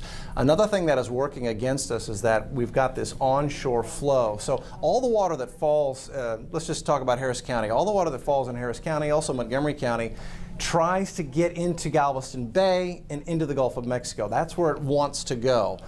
But we've got this onshore flow and onshore wind that is literally pushing the water up into the north side of the bay, right where it's trying to drain out to. So that is also, we've got Mother Nature fighting us on both sides, dropping the rain and then slowing down the bayou's ability to drain. Zoom in, I can drive this if you want me to watch it. You want to just see the big scope? Yeah, that's good. Let's zoom in a little bit and see where the heaviest rain is right now. There's heavy rain band coming through Sugarland, Fort Bend County, some of that pushing up toward the Katy area. You know, the immediate downtown area is getting a little break. We've got a little sliver of light in there. The blue is just light drizzle, but I see some moderate rain coming up 288. Northeast side, folks up there on Greens Bayou getting heavy rain, Greens Point Mall area, Barrett to Baytown getting heavy rain, Channelview, heavy rain, Woodlands, Porter. Yeah, and Galveston. And let me tell you, there are some very strong winds in these rain bands that are coming through Bayou Vista, Lamarck, and Texas City. If you go back and show Harris County, let's talk a little bit about the bayous and the watersheds. And so we have a world-class drainage system here in Southeast Texas and Houston, world-class. Our Harris County Flood Control and the folks who take care of the bayous do a wonderful job because we're so flat. If we didn't have that bayou system, we would be a swamp. But we have the bayous, we've made new bayous, and so here's Harris County. So we've got Spring Creek up here along the Harris County-Montgomery County line, then Cypress Creek, and both of those, along with the San Jacinto, the West Fork of the Sanjak coming out of Montgomery County. All three of them have a confluence right at the north side of Lake Houston. They go to Lake Houston, then that tries to feed into Galveston Bay to Train as it meets the Trinity River. So those three, the Spring Creek, Cypress Creek, West Fork of the Sanjak, one of the reasons why we're expecting record flooding, never measured before, on the West Fork of the San Jacinto. And so Atascocita, Humble, the rivers up here are going to go in, we think, to record flood going into Monday and Tuesday. And then it's similar for other bayous. They're all trying to get to the Galveston Bay and then to the Gulf of Mexico. And then, let's zoom out and we'll wrap this up here in a second, but all the rain that is falling up here, College Station, Brenham, they had very heavy rain here overnight. So that's going into the Brazos River and the Colorado River. And so those rivers are going to go into flood, if not record flood. So if you have any interest, you live along those rivers, the Colorado and the Brazos are not in big flood right now, but they will be. And so all interesting to pull stuff away from the river and get out of the way of the flooding there. If you want to show that. Yeah, let's show it. So this is an update from the Hurricane Center, and well, that's just what we needed, right? So Right, that's the forecast change. So that's the forecast track. Well, I'll tell you what. If we did this, so this goes to Thursday. If this happened, once it gets here, the dirty side is further to our east. So less rain. Possibly. Oh, possibly. I mean, I'll take what I can get. So Wednesday, Thursday. Thursday up north is the last waypoint. Yeah, so Thursday. So, you know, if we can get it further east, that puts us less on the dirty side. This track changes a little bit each time we get it from the Hurricane Center. They're struggling with the forecast as well because there's no water in the river to pick up the storm and float it on out of here right now, and that really doesn't happen until Thursday. And rain total forecasts again are off the charts, 30 inches plus. We've already had half or more than half of that in many spots. Won't we near by the end of today 30 inches in some areas? Yeah, it's possible. Yeah. On the east side, yeah. And then there's the radar last dimension. Yeah, and then there's the big picture right now. There's the center of Harvey. This will be the last time we talk about Harvey. We have that going for us because Harvey, this name will be retired once it's done. You know, Houston is the energy capital of the nation. The resources that are going to pour in here to help us will be tremendous. We're going to recover from this.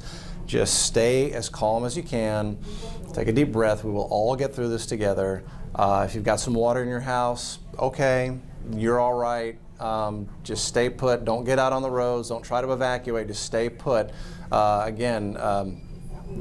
People who lose their lives in flooding are almost always trying to drive in their car. Ones that stay home get wet, but we stay alive, guys. All right. We know we're going to get through it. Yep. We always do. We always manage, and that's what we're doing here. Yeah. Right now at KHOU 11 News, we are managing with the weather. Yeah. We're going to explain to you folks what our situation is, because I know if you're just tuning in, you're like, it looks a little different. Where are they this morning? Yeah, so what we've done is, because of the extreme flooding at Buffalo Bayou, there was actually water coming into our studio, which is on the first floor of the station.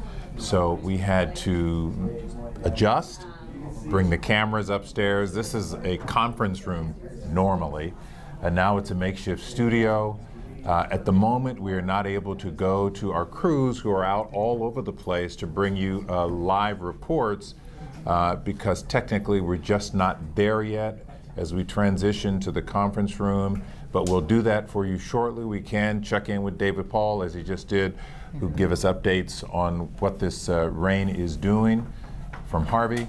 But in the meantime, and probably for quite some time, we're going to be up here in the conference room to bring you the news. It ain't pretty, but it's effective. Right, exactly. We brought the basics up here, and we're bringing you the information that you need to know. The information still gets to us the same. It's just the setting is Yeah. different here. We still have all of our reporters live out in the field. We're working on the logistics with them and connecting with them. We'll get to but them shortly. We're going to go to them shortly. Like I said, we have reporters all across the city, as far down south as well into Galveston County. So we've got you covered here. Hang in there with us. We've been hanging in there with you. I know we've heard from a lot of you who are in a different environment overnight. By that I mean, instead of being on the first floor, you've had to move upstairs. We've heard of people being on the attic and considering the roof. It's do what you have to do in this situation. The promising news here, I will say, Cheetah Craft shared with me, you know, she's been working the weather computers, but she's also been on Facebook, and she said she had a follower on Facebook that shared with her that her sister had been on the roof of her home in Dickinson, but a helicopter had come and rescued her. Now, once again, that's from a Facebook follower, Cheetah relaying the information for us, but perhaps things are calming in certain pockets where we can get these choppers up and where we can get people who are in those situations out of harm's way. Help is coming to you. We know that, and we're starting to hear about And this. if they're able to get a chopper up and pluck people off a roof, that means that the weather is good enough to fly. That is a good sign, at least in that part of the metro area. Okay, so we now have the ability to go to some of our reporters. We're going to get up and running here. Janelle Bluda is at I-45 and Wayside on the southeast side. Janelle, are you there?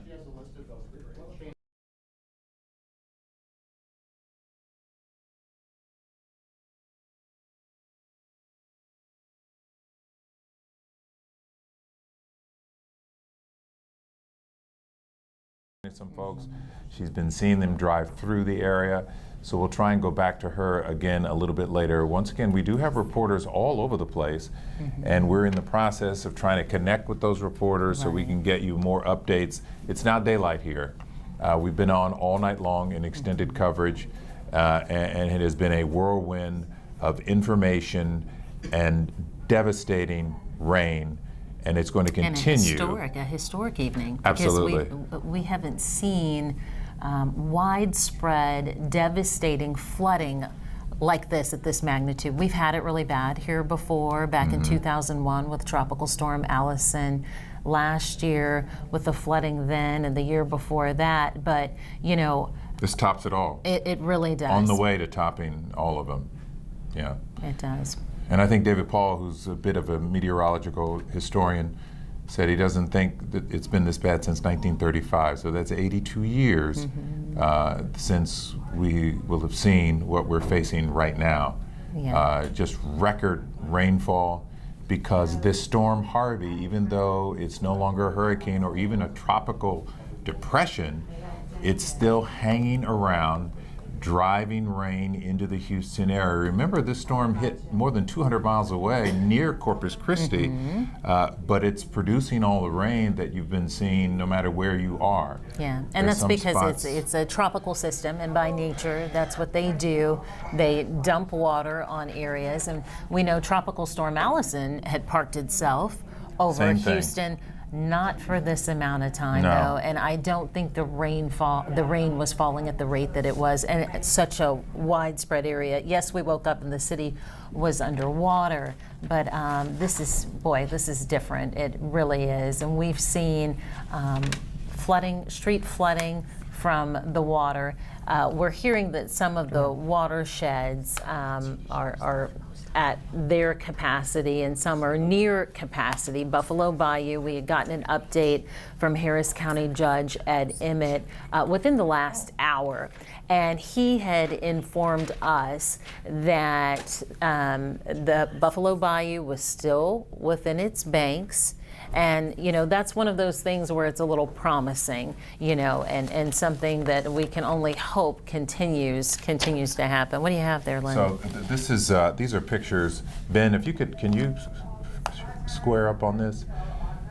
This is from Twitter, where we're getting pictures from different reporters. This is down in Galveston from Jason Miles. Like I said, it's not the prettiest, but we're doing the best that we can here, folks, until we can get to our reporters who are out at various locations. This is down in Galveston. You can see the rough surf. Things started to clear up down there last night, and then everything changed all over the Houston area. It got much worse. Here, this is, Scott Noll took this picture. There's a resident seeking shelter under a bridge. If you can see that shot. Yeah, you know, it's amazing. In between bringing us their live reports on air, they're also on social media, our reporters here on Twitter and on Facebook, posting when they can. We want to try again reaching out to Janelle Baluta this time around and see if she is there for us. Janelle, are you there? I am, guys. Can you hear me now? Okay. I'm hoping you can hear me. If you can, I'm gonna just start here. So we are out here at Highway 45 and Wayside, and this is where they have 45 shut down at completely. You can see on top those cars that are parked. They have been here for hours, as we have as well. Police have 45 shut down at Griggs Road. They say the feeder road after that up until Beltway 8 is actually full of water, so people cannot drive.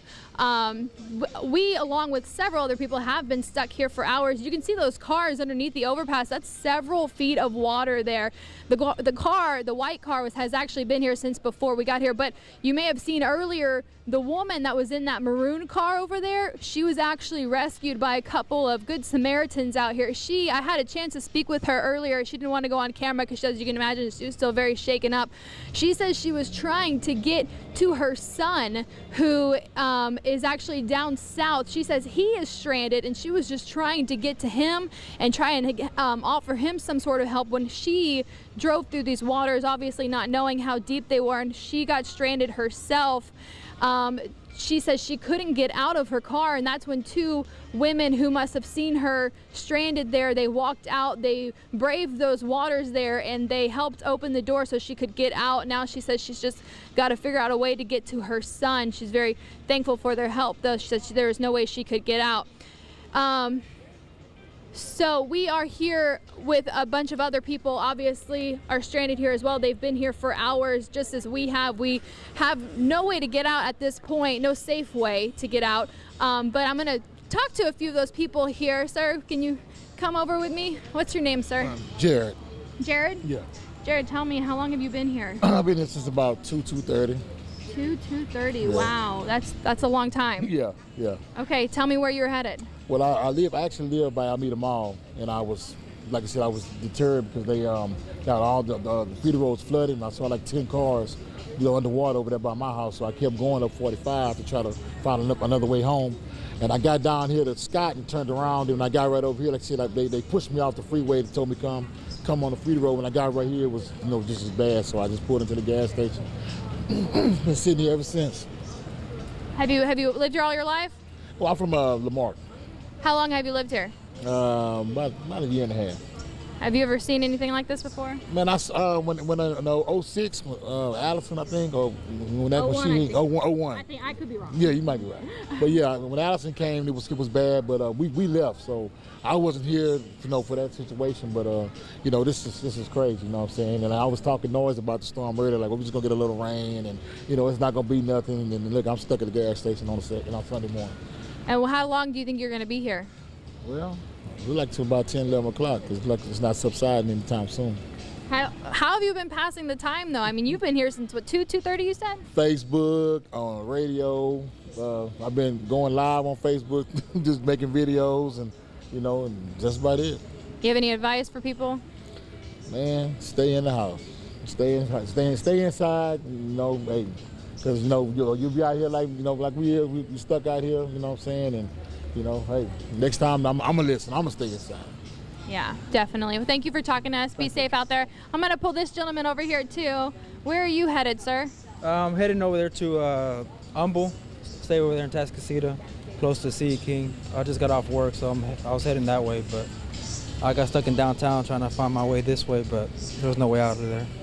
So you were coming from south and you went north? I was actually working at a Flowers Baking Company right there on Washington Avenue, and I tried to get on I-10, and fortunately the water was too high, so I had to reverse off and exit real quick, and then I headed down this way and been stuck here ever since. It's almost about 3 o'clock. 3 o'clock. What have you been doing since then?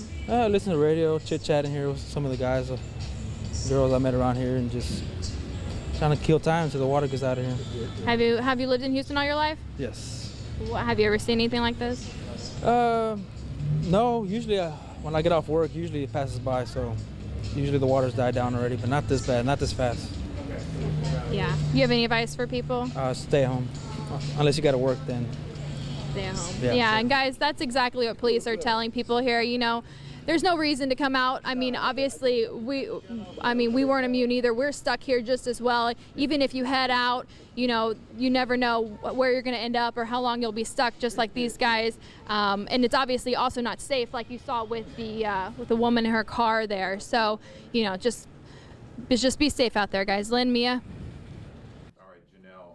Thank you. We're listening to folks who are talking down on the southeast side, I-45 and Wayside.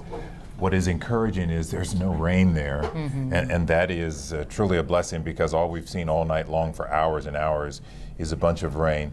We want to let you know, as Mia holds up a picture from... Yeah, this is an image, one of our viewers who tweeted this, and actually I think this one is from Kevin Reese himself. That's not a viewer, that's one of our great reporters out there on the ground in Dickinson along I-45 that's impassable, and he's showing us the conditions here since daylight. So just an area, let me here, see if I get the screen, there we go.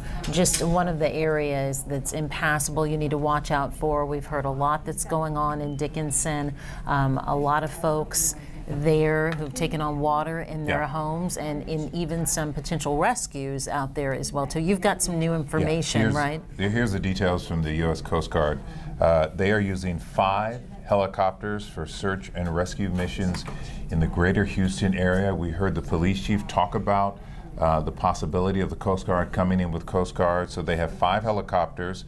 Now, if you need help, if you need rescuing, if you're on a roof, for example, either call 911 if you need rescuing, or you can call the Coast Guard directly. Their number is 281-464-4851.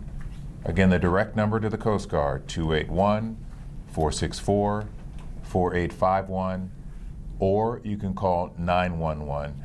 I know in some areas it has stopped raining on the southeast side, so if you're in that area and it's clear and you need rescuing off a roof, then the Coast Guard perhaps will be able to get up in the air and come get you. They've got 5 choppers. Yeah.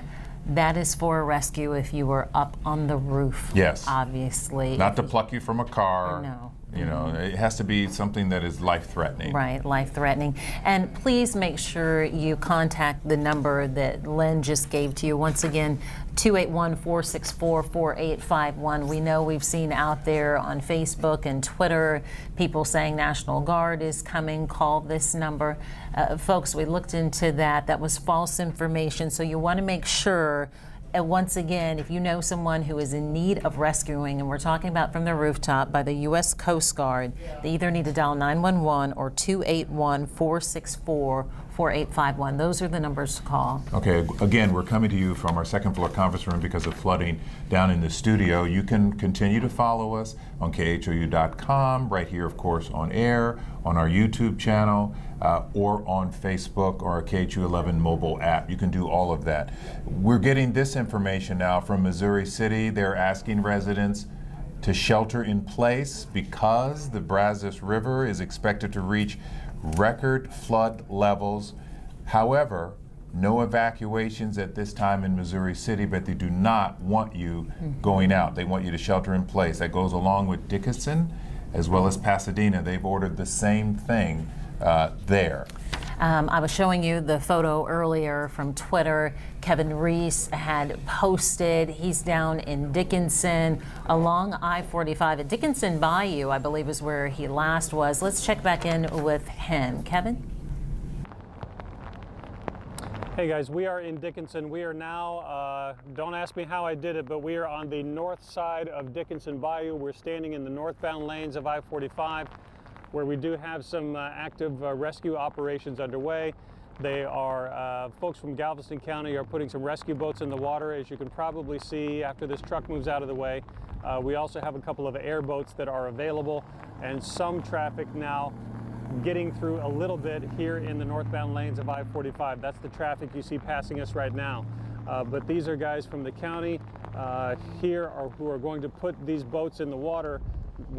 They're using an off-ramp as a boat ramp right now to put this small aluminum boat in the water to work on rescues down over in here.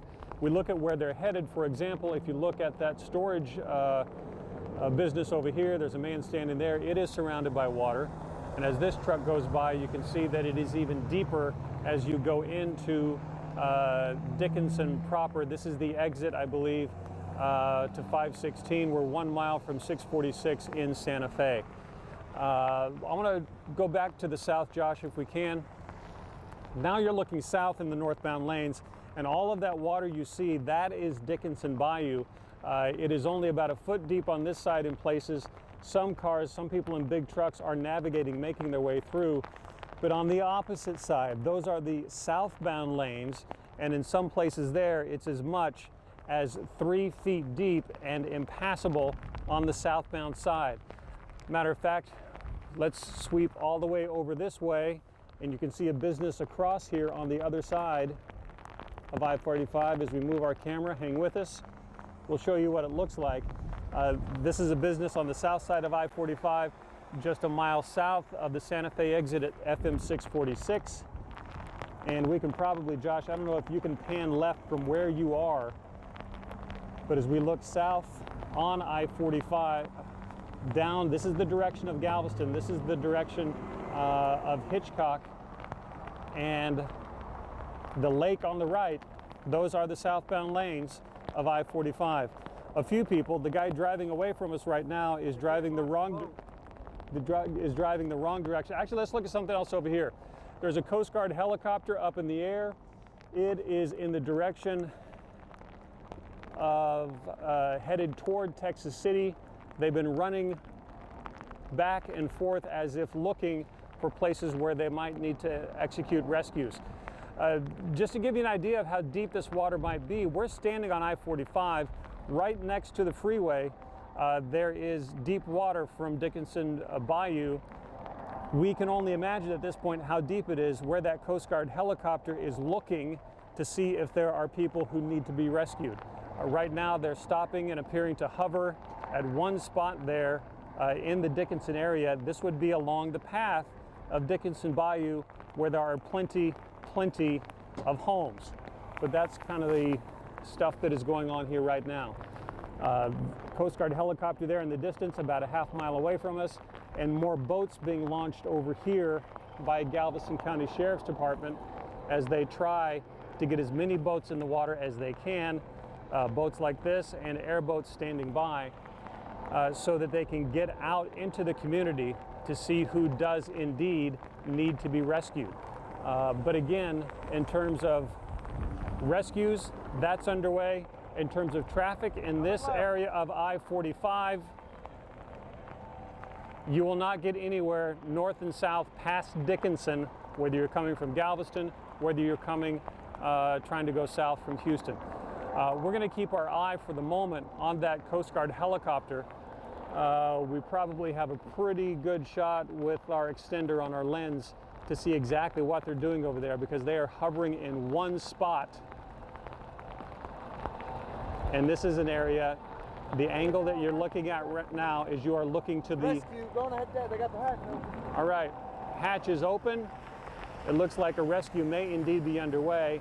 This would be along Dickinson Bayou. The camera angle you're looking at, we are looking toward the east, toward the ship channel in that direction. and we'll keep our eyes on it at this distance to see if anything is happening at all. But we do know clear evidence that multiple rescues are underway here. We know they're happening in other parts of the Houston area, but here in Dickinson, where if Dickinson Bayou has completely blocked both lanes of I-45, we know that there are indeed very deep flooding problems in the Dickinson neighborhoods as well. We'll keep watching this situation here, talking with people who have been brought out so far by the Galveston County Sheriff's Department in big trucks. As far as the Coast Guard, we'll keep this live picture up if you guys want to talk about some of the other situations, but we're kind of losing this Coast Guard helicopter below the tree line. Stand by. Basket being lowered by this Coast Guard helicopter. So what you're watching is a rescue underway. We do not have information at this point exactly where in Dickinson they are, but Dickinson Bayou, if you're looking to the east, it is running this direction toward the ship channel. So there would be multiple homes and businesses in the area where that Coast Guard helicopter is hovering right now. We're trying to get our eyes on it with photographer Josh Stephen to see exactly what is happening as they've dropped below the tree line. But this is the small measure of chaos here in Dickinson that I know is being repeated all across the Houston viewing area. And as we see some of this car traffic now coming through in the northbound lanes, cars are coming through one at a time. The only good news I can give you is that there is evidence from the debris line that we have seen in both the north and southbound lanes of I-45 that the water was deeper at one point and has actually gone down just a little bit.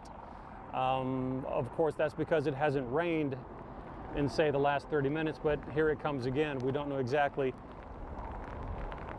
if the water is indeed completely going down, if it's going to come back up again. We are getting a great deal of police activity now here, standing in the northbound lanes of I-45, as they're kind of using this as a launching area, using an off-ramp to get boats into the water.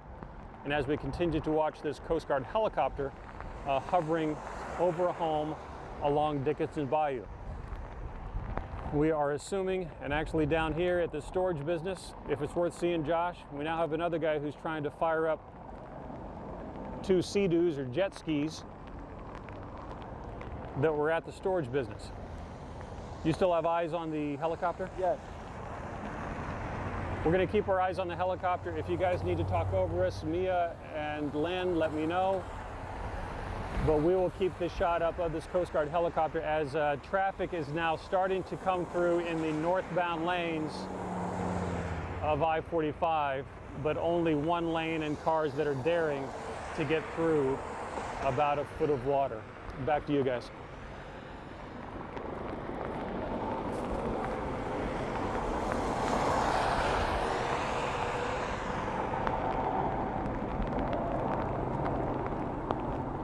Hundreds of rescues unfolding right now, at least in terms of people making phone calls.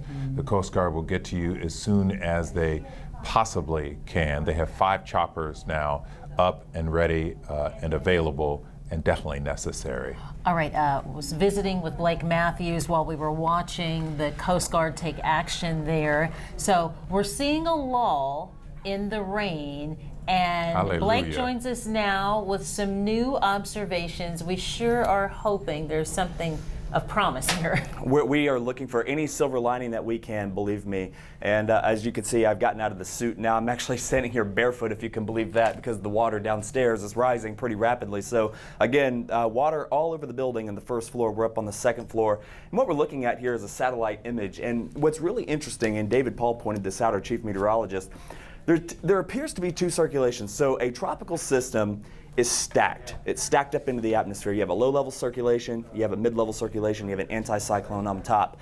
But watch what happens is the storm now has moved inland. There appears the circulation seems to have broken off. The top part of the circulation seems to have broken off and pushed right over Houston. That's really bad, obviously, because we've gotten a lot of rain from it.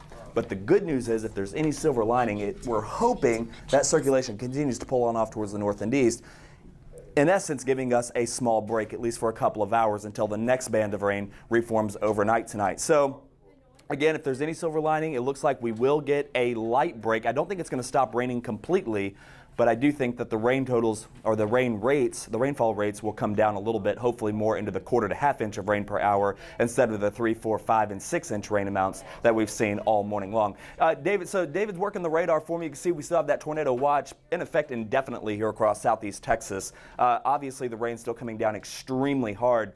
Earlier this morning, we were talking about the different bayous that were getting ready to overflow and the creeks or whatnot.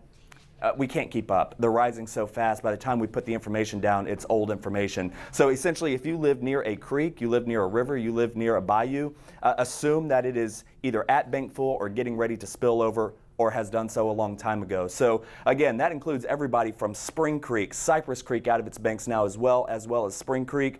Most of the bayous and rivers inside the city of Houston, that includes White Oak, Braze, Sims, Clear Creek, getting down towards northern Galveston County, where they have picked up 24 inches of rain. And that was as of about 2 hours ago. I haven't looked since because we've been trying to get everything upstairs. But I could tell you, looking at the forecast models over the next 3 to 4 days, guys, it's bad. It's bad news because it. Okay, so let's show the RPM right here. So this is at noon today. So we'll go ahead and move forward into time. And David, let's do this really slowly here. And you'll notice there's a little bit of our break, if that's what you want to call it. Now, there is heavy rain bands still sitting over the city. Now, keep in mind, this is computer model simulation here. So the rain band might be a little further to the west. It might be a little further to the east. But the bottom line is it does look like we're still going to have some rain pushing into the area. But you can see that there are breaks in the rain, and that's what we're looking for. That's what we're praying for here. Any break that we can get will certainly help, but more rain building out to the west, and it looks like that rain is going to be with us over the course of the next couple of days. Okay, thank you. So as we push forward into time, this is 8:30 this evening, 8:45. You can see the rain redeveloping here. And this is going to stick with us. And as long as that circulation remains to the west of Houston, which it is anticipated to do, and we'll show you the forecast from the National Hurricane Center coming up momentarily, we're going to continue to see that southeasterly flow coming in right off the Gulf of Mexico and enhanced by all the dynamics that are sitting right over the top of the Houston area. As we get into midnight Monday here, you'll see that we are getting more breaks down here in Brazoria County into portions of Fort Bend County. The rain tends to move to the north, but then it redevelops to the south. So again, there's just not a whole lot here that is good about this situation. We've got multiple days of rain still ahead of us, and we're just going to have to get through it. You know, we got through Tropical Storm Allison, we got through Hurricane Alicia, we got through Hurricane Ike. We're going to get through Hurricane Harvey. And again, here's the official track from the National Hurricane Center. Still tropical storm, winds of about 45 miles an hour, but obviously it has transitioned now more from a wind threat to a flood threat. And here's the track. So this is as of 7 o'clock this morning. Quickly becoming a depression, getting very close to moving back out over the open waters of the Gulf, but officially it does not. And then it hooks back to the north, right through Fort Bend County, right up the west belt, it looks like, up through the Woodlands and up through Huntsville. So once that center of circulation gets back over the top of us, if we could go back to that satellite, David, I really think that may be a pretty decent scenario. And the reason why I say that, so if we go back to the satellite, remember the center of circulation going to move right over the city of Houston. By the way, that's Thursday. So there's the center of circulation. What's one thing you don't see, guys? Rain. No rain. It's all off to the east. So I think, at least right now, the best case scenario is you want that center to be right over Houston. Sure. This is one of those situations to where the storm has decoupled, it is decaying, it's dying out, and now most of the rain and most of the upper level winds are pushing those thunderstorms on off towards the east. So, now granted, it's Thursday, okay, we still have 4 days to go, but if we can get to Thursday, I think that we will see that circulation push right through the city, giving all of our weather to Louisiana. Of course, we don't want to wish that on our friends to the east, but we need a break, and we need a break really badly. All right, Blake, thank you so much. It is daylight now in Houston, where we'll be able to really see all the damage and the abandoned cars today and a lot of rescues. You saw the Army or the Coast Guard helicopter a little bit earlier down in Dickinson. And there are a lot of shelters now available. I want to tell you about some of them. There are 4 Salvation Army shelters, and we are told they are not turning away the homeless. They have opened an emergency shelter at 2732 Cherry Brook Lane. Okay, that's one of 4 Salvation Army shelters. The Islamic Society of Greater Houston is now telling us they have 3 mosques that are open as shelters. There's one at 17250 Coventry Park. That's in the northwest side, Al Mustafa Mosque. On the south side, 610 Brand Lane. I hope you're writing this down if you need help. And on the southeast side, Abu Bakr, that's the mosque at 8830 Old Galveston Road.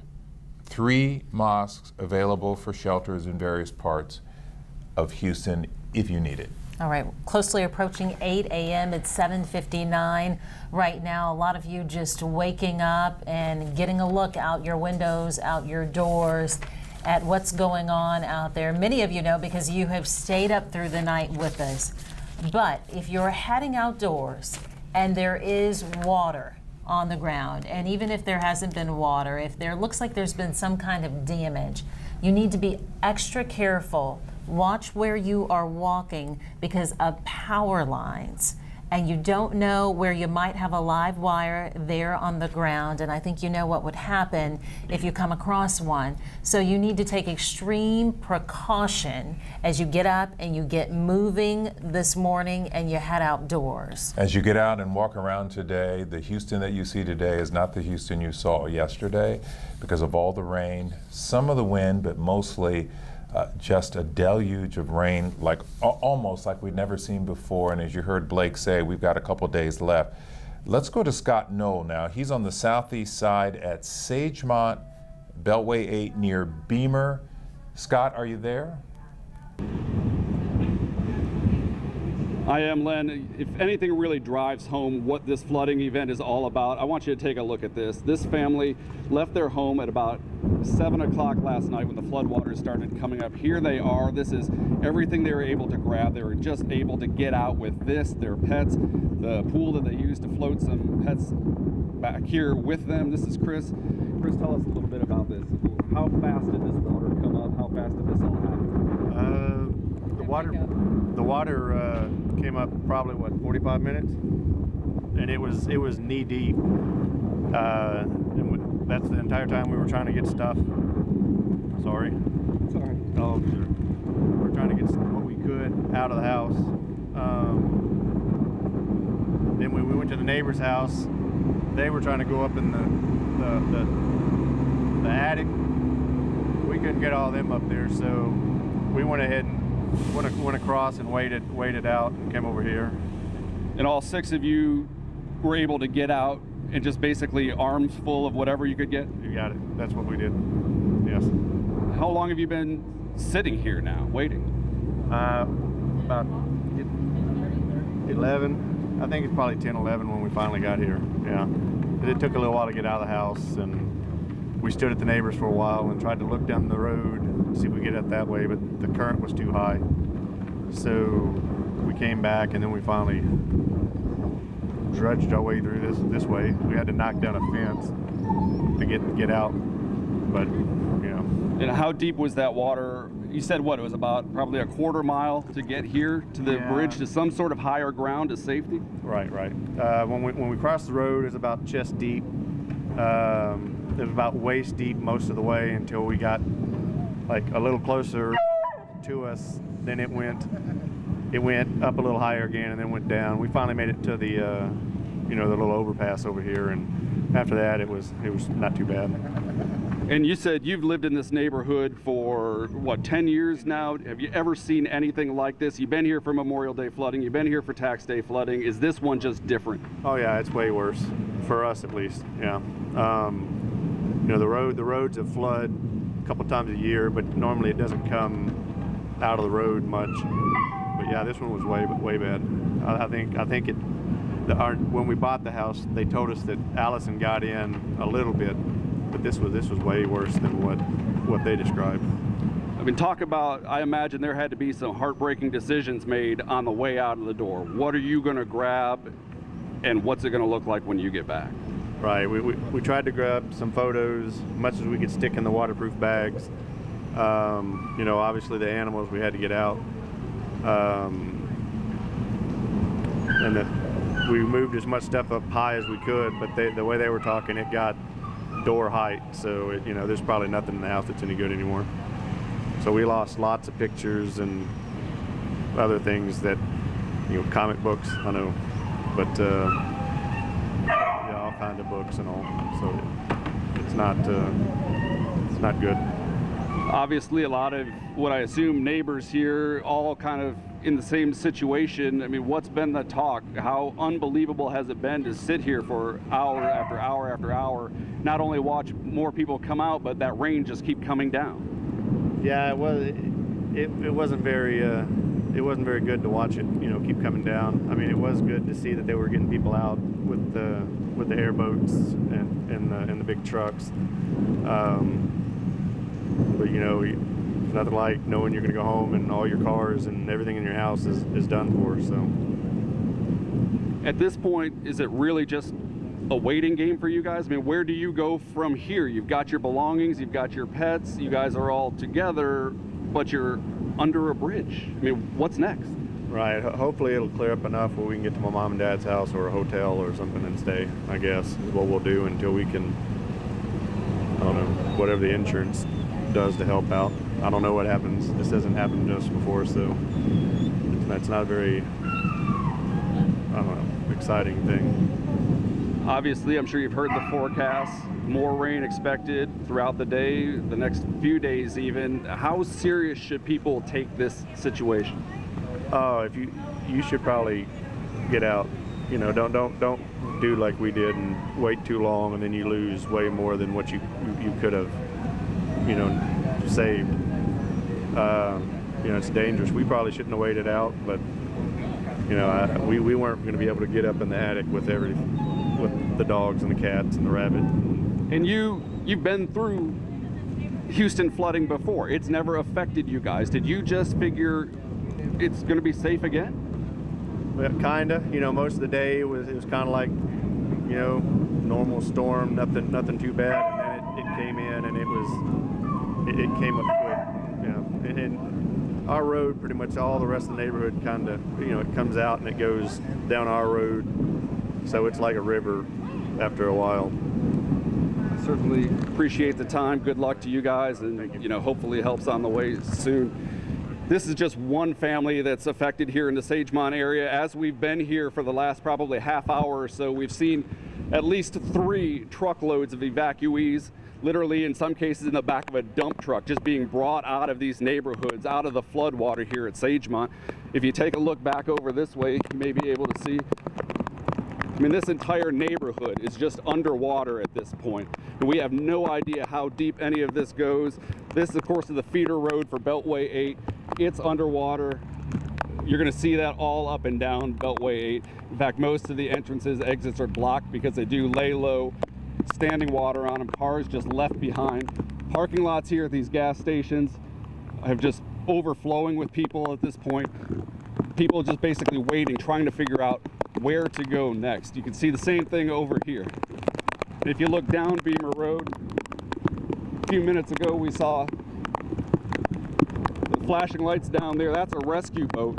They just put in the water down there, hoping to get into these neighborhoods, get some of these people who haven't been as lucky, haven't been able to get out of their house, haven't been able to get someplace high, someplace dry. And this is more than likely a scene we're going to see over and over and over throughout the day here in the Sagemont area. Guys, if you're back in the studio, toss it back to you.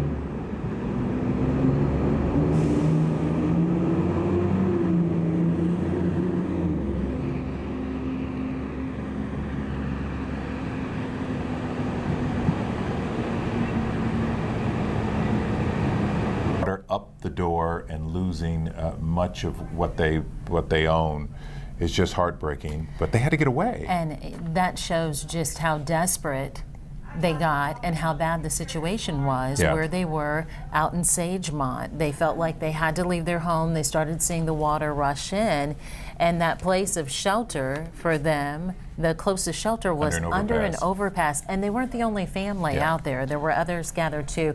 You know, we've been constantly getting information in.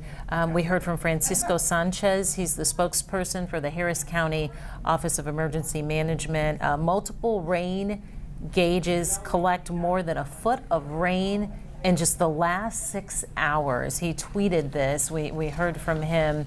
We're also hearing from the Rosenberg Police Department, road closures. We want to let you know about those because I know a lot of you will see daylight and think you can be on the move if there's not flooding just outside your door, but around the corner down the street. We know that's definitely a possibility. In the case of Rosenberg, we're talking about this is Highway 59, I-69 at Reading Road, and then Highway 90 at Highway 36. Those are areas you need to watch out for. We were watching the Coast Guard with a helicopter rescue out in Dickinson. Our Kevin Reese was following that. We want to check back in with him to see what's going on out there. Kevin? Hey, I want to show you a new scene. This is Dickinson Bayou. At least as Dickinson Bayou runs completely down FM 517. We are standing on I-45 looking down. This is FM 517, which is a river now as it races off to the Houston Ship Channel. This is a road I've been on too many times to count. And as you look in the distance, well, the traffic lights somehow still work, but you can see all the way down the street here just how deep this water is by the cars that are parked along the curb, the cars that have not been swept away, but that are still there. When we came to you live a little while ago, the Coast Guard helicopter that was hovering overhead, this is the area, these are the neighborhoods that they were working in and that they will continue to work in. Also, several airboats have now gone into this neighborhood. Several other boats from the Galveston County Sheriff's Department have also gone in, and evacuations are underway right now. We hope to be on one of those boats in a little while, but this is an amazing scene. Water several feet deep on FM 517. You're looking into Dickinson. We can only imagine just how deep the water is all the way back in there. Now, Josh, if I want to break off and let's come on over here, I want you to look north on I-45. Hey, grab the cable. Go ahead, I got you. North on I-45.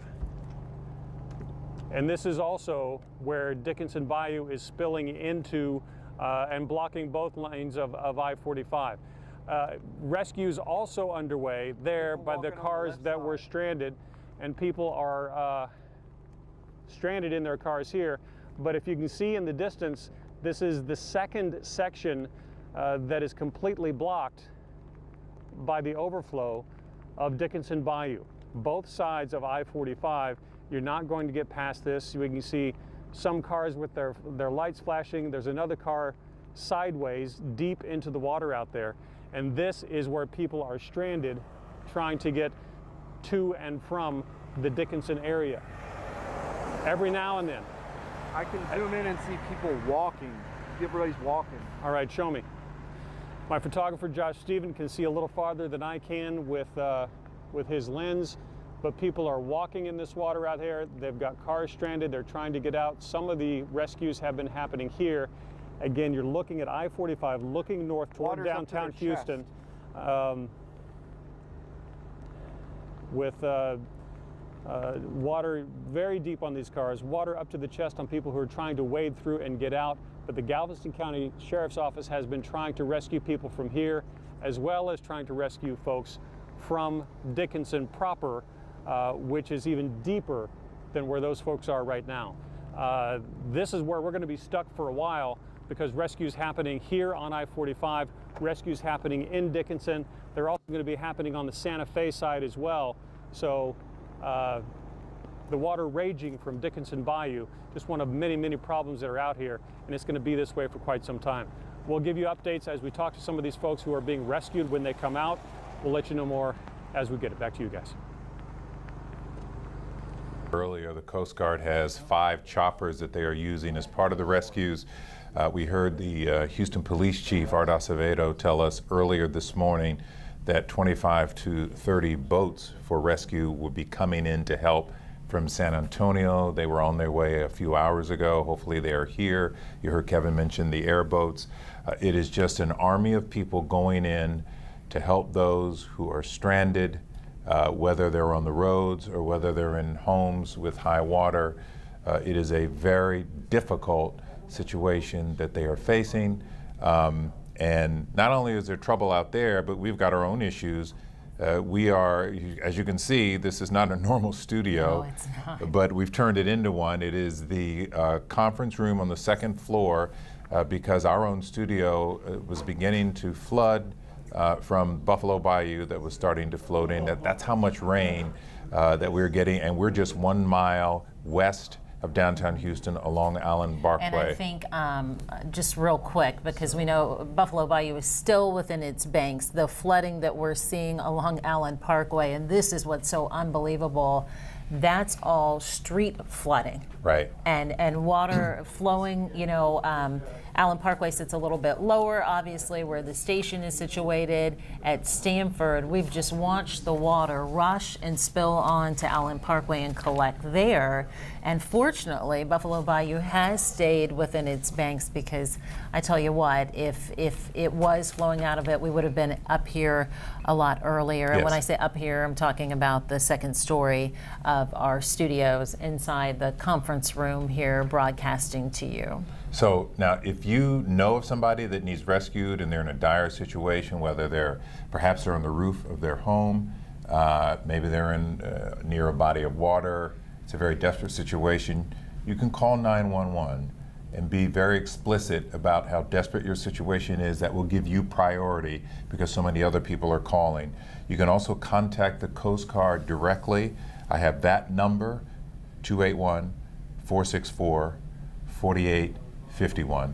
I'm sure a lot of you are going to need help today. Mm-hmm. And as we get a better look of the city, as we check in with the different reporters, we're going to see just how much of the city has been impacted and just how it's not specific to one area, it's all across the city. You know, I've been following many of you on Facebook and looking at your comments on the KHOU 11 Facebook page, where we're still posting, and there's information there. And if you have questions, you can go there and post the questions. We have people trying to answer, find the information for you that you need. But I know just hearing from so many of you, you're in all different places of the city, or you have family and friends you're concerned about in different parts of the city as well. Yeah, and we're streaming. You can follow us YouTube channel, Facebook, KHOU 11 mobile app, KHOU.com, Twitter. Mm-hmm. All of those sources we have for you. All right, let's go up north now to Greens Point, where we had rescues overnight. We had the Houston Police Department go in with a heavy truck and with a boat and rescue people from there. Our Brandy Smith followed it all. She joins us now from the Greens Point area with more. Brandy? Yeah, Mia, I'm on Beltway 8, right by the Imperial Valley exit, just the southern end of Greens Point. And I want to show you, we had some folks just walk and climb into that red truck. We've been talking about how you should not drive into high water like this SUV is doing. Well, that red truck did it a few minutes ago. Oh, sorry, the folks are going to keep walking, but that red truck did venture into the water a bit ago, stalled out. Another truck pushed it to that point, so it was out of the high water. But you can see where it sits now. There was an incident response team here so quickly, but I want to emphasize this is what you're doing when you're venturing out on the roads. If you come out here knowing the conditions that we've seen, that we're showing you, you drive into the high water, you don't only put yourself at risk, you're putting anyone else who is in the car with you at risk, and you're putting those first responders at risk as well. And there are so many emergency, life-threatening situations emerging throughout this community. Those resources need to be devoted to saving those folks not pulling people out of cars when they can see the high water. It's one thing before the sun comes up. Well, it's daylight now. You can see that there is water all over the westbound and eastbound lanes of Beltway 8 now. There is no reason to venture in. We always hear folks come back at us and say, well, so-and-so made it through. He's fine. It looks like this white truck may have stalled out. He stopped there. It's just not worth the risk, guys. There is nowhere you need to be headed today that is going to be worth venturing out here. And I think this fella in the orange shirt is actually the driver of that red truck. They've had to venture eastbound to try to get help. Not sure how they're going to start that car. Want to show just past them, Mario, if you pan off to the left a little bit and show the in-town suites. The parking lot here, there's a truck with its lights on in there, but the parking lot is absolutely flooded. Water is up to the engines, past the tire well of a lot of these vehicles. We're kind of following these folks as they head back to their car. Now a second. Oh, it's stuck. Yep, that white truck now appears to be stuck in the high water. So even trucks, these trucks can't get through. It doesn't look like the water is stalling it necessarily. He's gunning the engine, and you can see the water being thrown back by the tires, but he's not going anywhere. Now we have a couple more trucks who are apparently feeling like they can make it. This water is deep. We showed you earlier Greens Road and just how deep that was. First responders were saying that it was about chest deep. This probably isn't, it's maybe a foot, a little more. But if you look over at the frontage road, the water is about to top, especially when the trucks drive by and create that wake. The water from the frontage road is about to meet that of the main lanes. And we are going to have just one giant mass of water. Let's see if this truck can make it through. The other thing we want to warn people about, and we've been saying it, don't be walking in the water. You don't know what's in it. All kinds of critters could be in there. All kinds of items could be in there as well. So take a look at the frontage road over here. I want to walk over here if we can. Sorry, we're kind of taking you on a full tour of Beltway 8 right now. Just how high the water here is on the frontage road. And really quickly, before we send it back to you in the studio, Len and Mia, or the converted studio, I want to show you the gas pumps over here at the Shell with water up to them. It looks like it's receded a little bit, but the rain hasn't stopped, and we're going to see it keep coming down for the next couple of days. Len, Mia?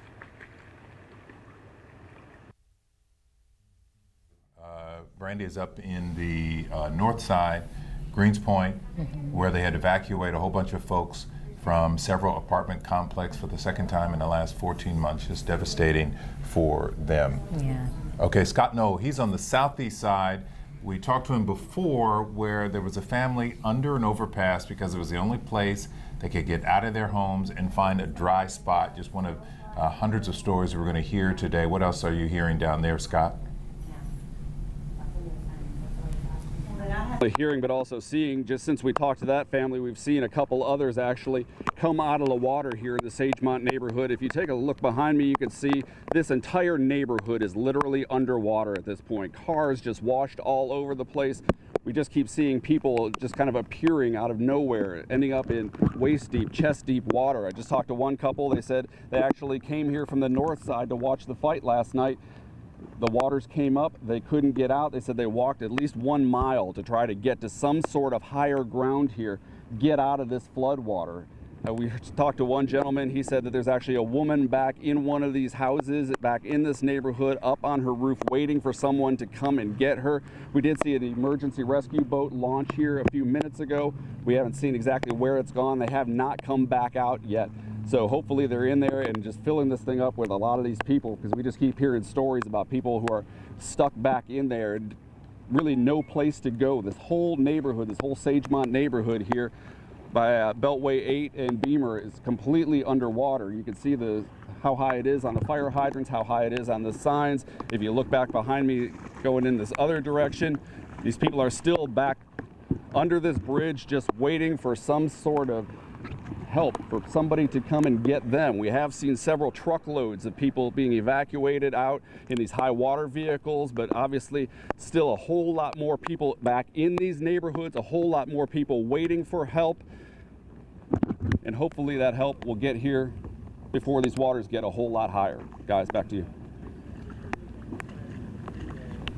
Live from the Sagemont area and the widespread flooding there in that area, and people last minute evacuating their homes and seeking shelter there under a feeder road. It's just unbelievable. What was very notable in that live shot was the lack of rainfall out there. It seems to have tapered off for a while.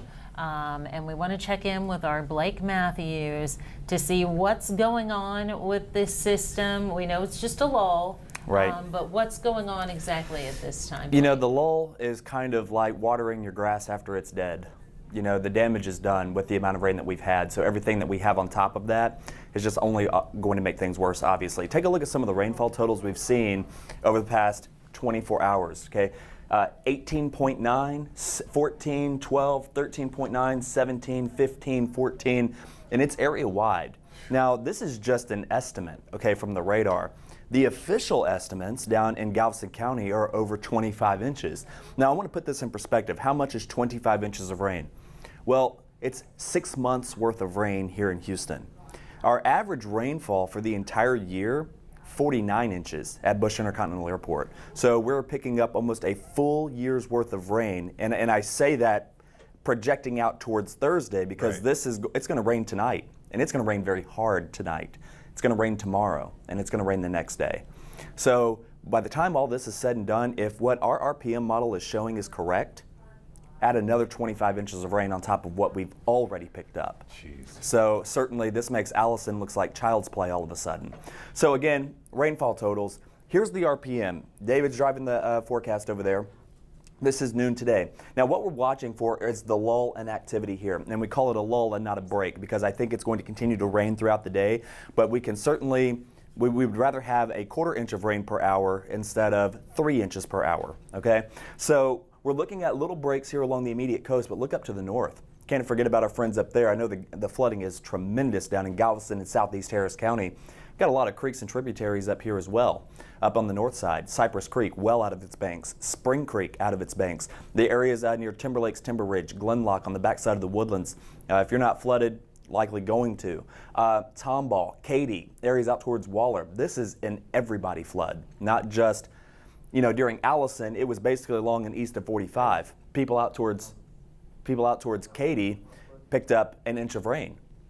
So as we continue to push out towards time, this is 4 o'clock on this evening, 5 o'clock. You can see the rain redeveloping now. As it begins to get dark, you know, there are certain atmospheric conditions that take place that cause the rain to fall harder during the night. And this is obviously what the model is picking up on. Now as we continue heading into Sunday, or tonight, heading into your Monday, you see what I see, and that is the rain continues to fall. Now there may be some breaks in the action at times, but it's going to take more than 2 or 3 hours to get rid of the kind of water that we have out there on the freeways and in the bayous. So even 2 or 3 hours, we'll take it, but we're going to need days and weeks worth of dry weather to get rid of the rain that we have. And unfortunately, this takes us all the way into 7 o'clock on Monday morning. You can see the rain a little bit further to the east. Yeah. We'll take it. Maybe that's somewhat of a silver lining. Not good for but the a folks lot on of the rain still out to the west as well. Yeah. Now, as what we were talking about 30 minutes ago, David, if we could put up the satellite, this is one of those situations. We can start with the track or the satellite. The official forecast from the National Hurricane Center, the official forecast takes the center of Harvey, or whatever's left of it at that time, right over the city of Houston. Okay, you say, well, that's really bad. In this case, it actually may be the saving grace for our city because there's not much precipitation over the center of circulation. We'll show you that coming up in just a second. But here's the official forecast. This point up here, when it gets up towards Huntsville, is again like 1 a.m. on Thursday. So we have a long time to go. As long as that system continues to sit and spin out to our west, we're going to continue to get that flow coming in right off the Gulf of Mexico. So again, there's our center of circulation. This is the low-level center. Now keep in mind, a tropical system, think of it like a cake. You get a hurricane when you get a closed low at the surface down where we live. then you have a mid-level circulation in the mid-level part of the atmosphere, and then you have an upper level circulation, okay? When they are stacked, you have a tropical system. That's how hurricanes are formed. When they are decoupled, okay, you get more of a mid-level circulation, then it's something completely different. This appears to me that the mid-level circulation located near Brenham, which has produced all of the rain that we've seen over the past 24 hours, has decoupled from the low-level circulation. So what we're hoping, it's only a hope and a prayer here, is that upper level low, that mid-level circulation pulls off to the northeast, taking the rain with it, leaving behind the dry low-level center. The low-level center is what the National Hurricane Center is tracking, not the mid-level circulation. So if we get the circulation over Houston, I think things begin to dry out. Unfortunately, if that happens, that means prayers would have been answered. I kid you hopefully. not. It's 2 or 3 days away. We need a break. 7 hours ago. Oh my gosh, a long time ago. And you know what, it was interesting, you were showing the path, the projected path of the storm there, Blake. And we were talking about earlier, you were saying the damage was already done is in regards to the rain, the substantial amount of rain and the flooding. But that's because we're going to have that rain, the system moves north, then it flows into our rivers, the rivers flow south and bring the flooding water so as well. It doesn't necessarily, and that's what we saw last night, and David and I and Brooks and Cheetah, we all mentioned, is like, my goodness, the bayous are so full, and that's because that watershed is taking in so much water. All right, thanks, Blake. Let's jump out to Dickinson, where there's been a rescue that we've been following, and also high water on the Gulf Freeway, and Kevin Reese is there. What's the latest there, Kevin? Yeah, you're looking at yet another Coast Guard rescue here in Dickinson. We are at 517, FM 517. We're standing on I-45. That's where we're looking at this scene where a Coast Guard helicopter has already pulled 2 people in by basket. We're waiting to see if they have yet another rescue they're going to effect here. But we have watched them do 3 or 4, and now they get as many people in this Coast Guard helicopter as they can. They've closed the door and they are on their way back to the Coast Guard base to drop them off. And then we know it'll take about another 10-15 minutes and the same Coast Guard helicopter will be back to work again in these neighborhoods in Dickinson. As that helicopter flies away, Josh, when it's good for you, go back down and show us what it looks like here in the flooded streets of FM 517. That Coast Guard helicopter making a turn and coming north with at least 2 passengers on board. We saw them raised by basket from some of the flooded streets in Dickinson, and now they're heading back in the direction of what would likely, from the direction they're going, likely be Ellington Field. Stay with us here. We're going to show you what it looks like here. This is, again, is FM 517. It is under several feet of water. I lived in the Houston area for at least 9 years and never saw anything like this. Lee, can we come talk to you, Lee? Come on over here for a second. Josh, go ahead and keep the picture that you've got. Lee, I'm going to walk you around. While my photographer, Josh, is taking this picture, I'm going to talk to Lee here. Lee owns a business, and you live here in Dickinson, is that right? Yes, sir. How close are you to where your house is right now from the scenes that we're looking at right now? I'm about a half a mile down this road and then about 100 yards down the street. 100 yards down the street. Do you have any idea what your house might look like right now? I was taking pictures all day Thursday, Friday, and we were watching the water come up. And then yesterday it receded, so we thought we kind of dodged the bullet. But then late last night it came up in a hurry. So I was out there frantically moving everything to higher ground, and I couldn't keep up with it. All right. Well, our photographer Josh is looking at more rescuers here. What time did you leave? About 1 a.m. We couldn't quite get to that. I damaged my finger moving a trailer, and we couldn't quite get to the emergency room. So we literally got off on the freeway, and I walked over to there, and I've been there the whole night. Okay.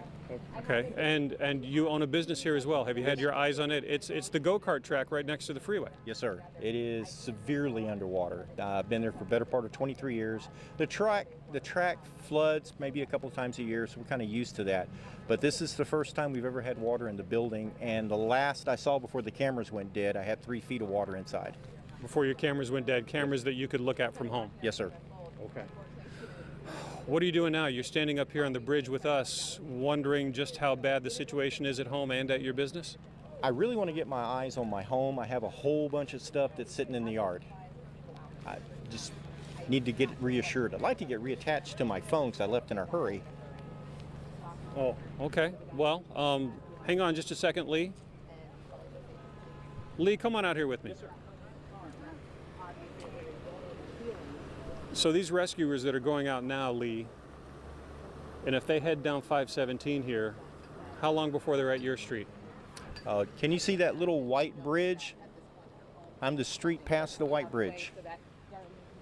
Looking at what we're looking at now, we're trying to be positive here, but are you? No. I used to be an optimist, but I got beat up by reality a long time ago. Josh, as that boat goes away, we're going to back up and maybe you can get a shot of me and Lee talking to each other. You've been on this bridge. Back up a little bit more, Lee. Come on over here. How long have you been up here waiting to try to get back to your home? I left the emergency room at 6:45, walked until 8:15, so whatever time it is now, maybe about 20, 30 minutes. You cannot cross 517. That current is so rough, it takes your feet right out from under you. You're the one I saw trying to walk through that current. Trying to, compounding my silly errors from last night, I suppose. Okay, but you're going to be all right. You're going to be all right. Yeah, they did a great job down at the first aid place. And you walked here from the emergency room? Yes, sir, about 1.5 miles. What's your plan of attack now? Everything you own is in those 2 buildings? Yes, sir. I got to cross the freeway, get on the other side, and then I'm just going to start walking down the street till I get to my house. You're going to walk down this street? Yeah. It only looks like it's about waist deep. So long as I stay out of the current, I'll be okay. You can see the car down there with it all the way up to the hood. That's about 4 foot from here. I'm a tall guy. All right. But they're actively rescuing people now, guys in boats. I didn't say it was a great idea. I would agree. Maybe it's not a great idea. But I got to try, and then we'll see what happens. All right, Lee. I'm not a quitter. All right. Well, just stay as dry as you can. That's not happening today. Stay as alive as you can, please. Yeah. All right. Take care, Lee. Thank you. You're welcome. I All appreciate right. the conversation. So this is the scene in Dickinson. A situation getting worse by the minute, water getting deeper by the minute. We have several boats in the water actively pulling people out. Coast Guard helicopters are coming and going, pulling men, women, and children out of these flooded neighborhoods in Dickinson.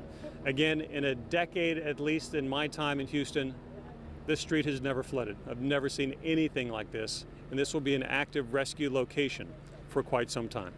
We are live.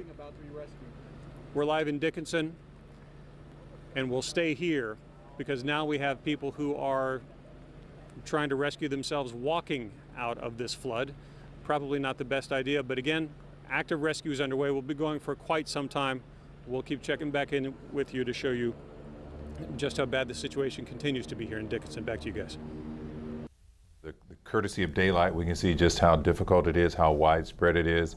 And now if you didn't go out last night and happened to get caught out in it, and now you see what it's like, everybody should be sheltering in place so you avoid the fate of so many people who got stuck last night, because these rescues are going to be going on, and we don't want to add to it at this point. And this is just a lull in the rain right now. It's coming back around. So even if you've seen things recede by just an inch, or whether it's a couple of feet, folks, be prepared. We're going to see likely more flooding. Right now, we want to go ahead and check in with Erica Ferrando. She's at Houston Transtar. That is the hub for Houston and Harris County emergency operations. Let's find out what she's learned there, the very latest. Erica? Well, here at Transtar, you have about 200, almost 300 people working nearly around the clock, committed to bringing you the latest information. We're going to get some more of that, and I understand you guys just had a briefing. Can you tell us what was said, the latest? Yeah, absolutely. It was a real quick briefing because we're in search and rescue operations right now, and that is the main focus right now. And until it's done, is life safety. And we know we have people on rooftops. We know we have people who are calling 911. If you're calling 911 and you can't get through, stay on the line. Don't hang up. If you need to get out of your house, go to your roof. Do not go to your attic. I want to make that point very clear. Do not get into your attic. Go to your roof. And we have every available asset deployed. High water vehicles, boats, helicopters, everything available is deployed right now to get to these people who need the help. And I know these calls have been coming in pretty much nonstop. You said they started at about probably 9 last night and really started picking up around 3 this morning. Yeah, you could hear the uptick in the voices of the first responders as we got into the morning hours, and the extraordinary measures and heroic measures that they were taking to save lives last night, reaching out of boats, jumping out of boats to grab people. We're getting there as fast as we can. The first responders are getting there as fast as we can. We've done well over 1,000 rescues to this point. Luckily, we're getting a little bit of a break in the rain. It's not as intense, it's not as concentrated as it was, so the water levels will begin to slowly fall. With the amount of water we have on the ground, it will take at least through most of today and into tomorrow to drain it off. And unfortunately, we do expect some more rain coming up from the south. So it's just something we're going to have to watch. One thing to caution everybody, just because it may not be flooding at your particular location, continue to watch the water levels. Water is moving across the ground and in the bayous and stuff. And so water may be down at this point, but it may start rising later today. And one thing about these emergency responders, they're not immune to this flooding either. Some of them are out there saving lives, but they're also suffering with their own homes flooding as well. Absolutely. We have people in this building who have water in their homes right now. We have people in this building whose families are calling to ask to be rescued right now. And so, yeah, we are not immune to this. Really, nobody's immune to this. And we know we have water in homes that we have never seen water in homes before. And that's probably one of the biggest things that surprised me is how deep the water has gotten. We've just never seen the water get so deep in some of these areas like we've seen overnight. And I know you mentioned that the water may start to go down in a few days. Do you think we should expect it to go up more than it is now? In some areas, it may go up a little bit more. Houston, in a lot of these areas that were hit very hard, once the rain stops, the water will start to go down.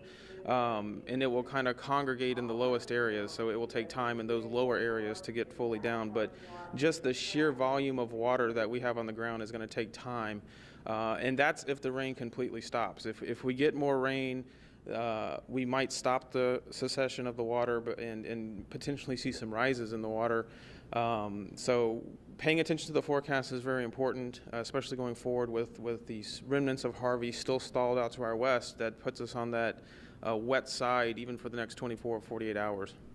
And now that we're seeing some daylight outside, what do you think folks should expect to see? We're going to see unbelievable images this morning, especially from the air, of just tremendous amounts of water.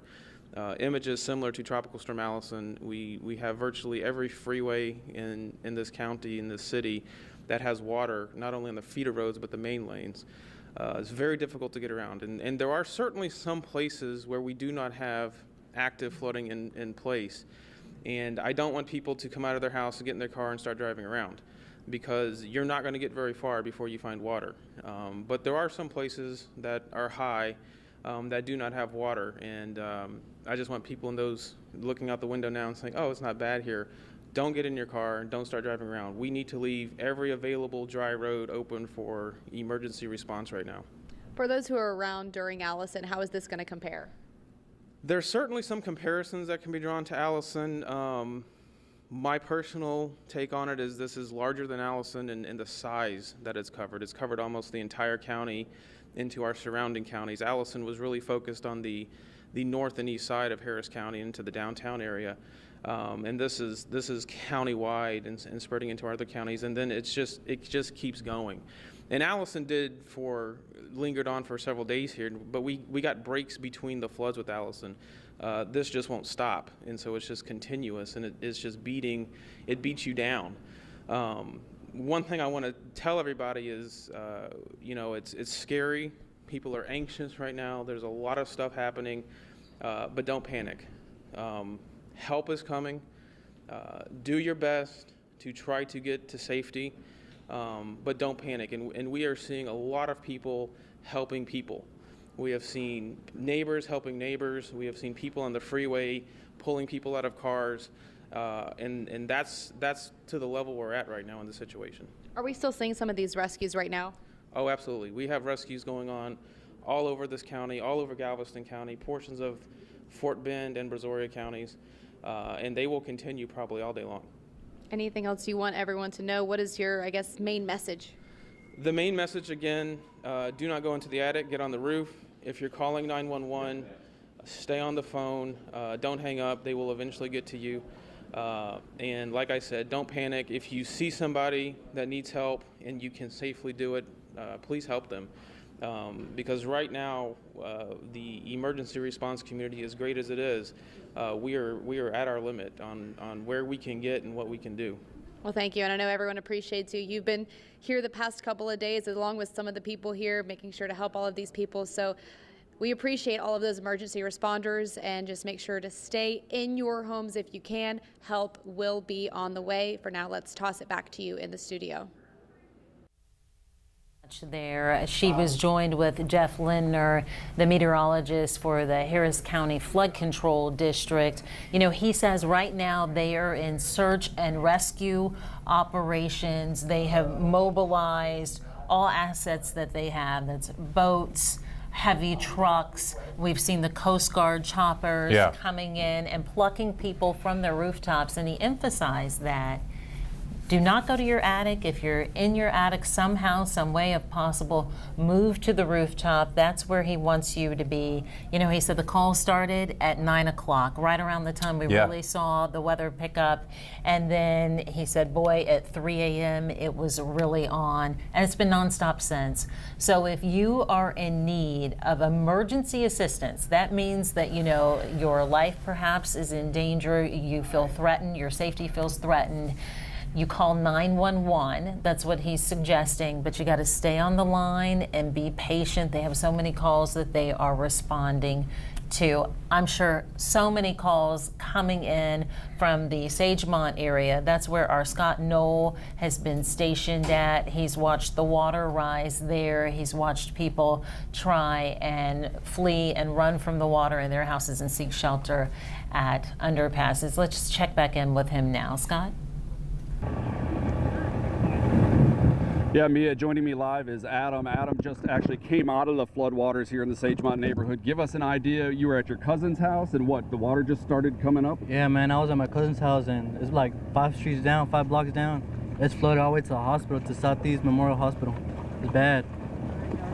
When did that water start coming up? Was it last night, this morning? It was last night.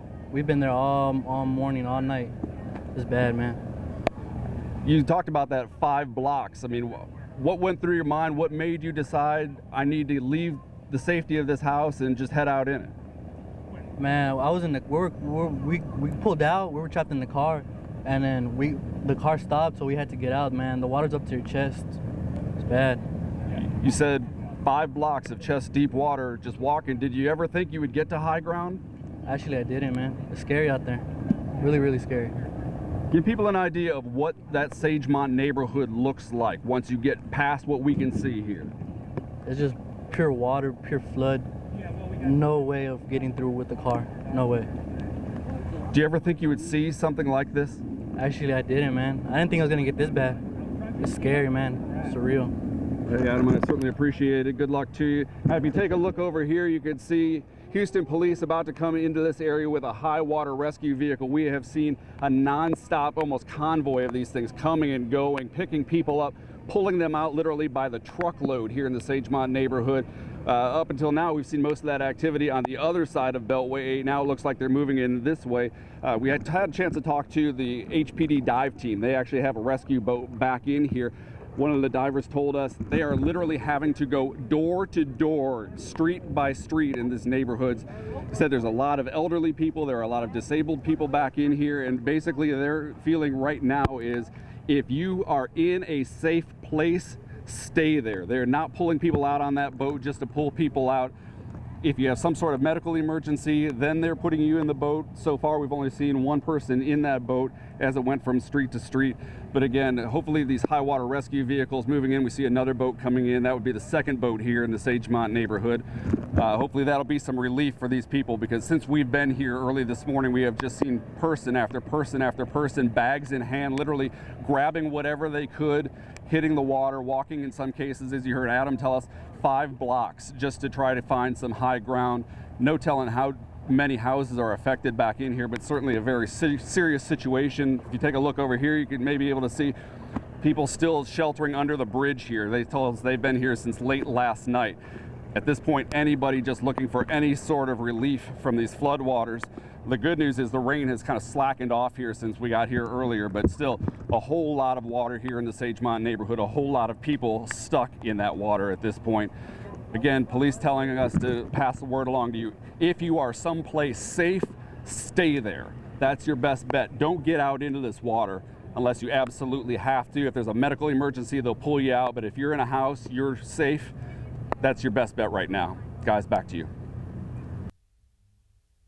Down there on the southeast side, Sagemont neighborhood, very difficult circumstances for a lot of people.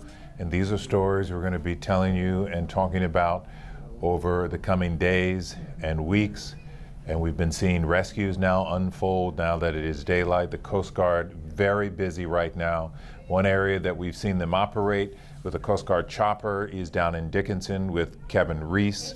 What's going on there, Kevin? You're watching a Coast Guard helicopter as it is lifting off from where it was sitting for a short while here in the middle of Interstate 45. They set the helicopter down in the southbound lanes. Someone from the helicopter ran out and talked to an assembled family on the side. We didn't get all of the conversation, but we believe they were talking to them about who else they do indeed need to rescue back at their home in Dickinson. The Coast Guard helicopter now in this heavy, heavy rain hovering over I-45, and we expect it to peel off here in a moment. I'll turn away so you can maybe hear it be a little bit better, but expecting it to head back in to continue with the rescues. We hope they are taken off, but they seem to be settling back down. These helicopters are some of the best in the world, but I can only assume these aren't the best conditions even for them, because they've been hovering for a while now after they took off and seem to be setting the helicopter back down, which is exactly what they're doing in the southbound lanes of I-45 here at FM 517 in Dickinson. We'll give you a better look and see exactly what they do have planned, but some of the crew members from the Coast Guard helicopter already got out once to talk to some family members on the side of the road, and they started to take off and apparently changed their mind. I don't know if that has anything to do with the weather that we have right now, but it is certainly understandable if that is indeed what they choose to do. We'll keep an eye on the helicopter if it does take off, but Josh, let's show them just how bad this flood is again from our vantage point. If it does take off, we'll give you another quick picture. It gives you a sense, even though we are trying to give a play-by-play on this as calmly as we possibly can, but it gives you an idea of just how frantic some of this rescue operation is and just how difficult it is when the weather is like this, as yet another heavy downpour comes through this part of Galveston County, the south end of the Houston area. We are dealing with major, major flooding here along Dickinson Bayou. That is why this Coast Guard helicopter is here, perhaps waiting for better visibility before it takes off. Let's go over here, Josh, and show them just how bad this is, because this cloud cover came in and the helicopter pilot apparently changed his or her mind and did not take off. Now they're just waiting, spooling up to see if the weather's good enough for them to lift off. You're looking down at FM 517 here in Dickinson as we shoot our pictures from the top of I-45. This 2-lane street is now a running river where they have been effecting rescues throughout all of the morning. And now the Coast Guard helicopter is going to go ahead and take off. Go ahead, Josh. They have been working non-stop, now hovering just a few feet above us.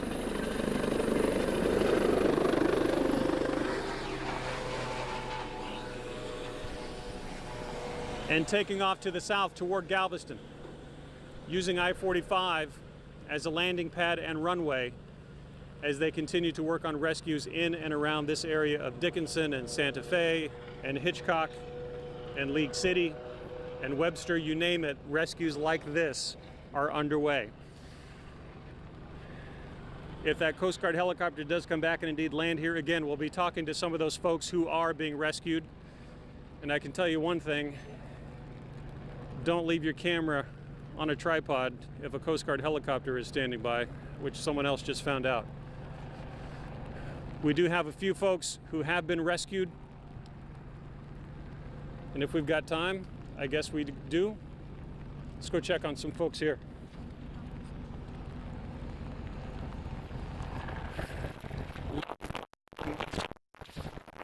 Difficult condition on the other side of this is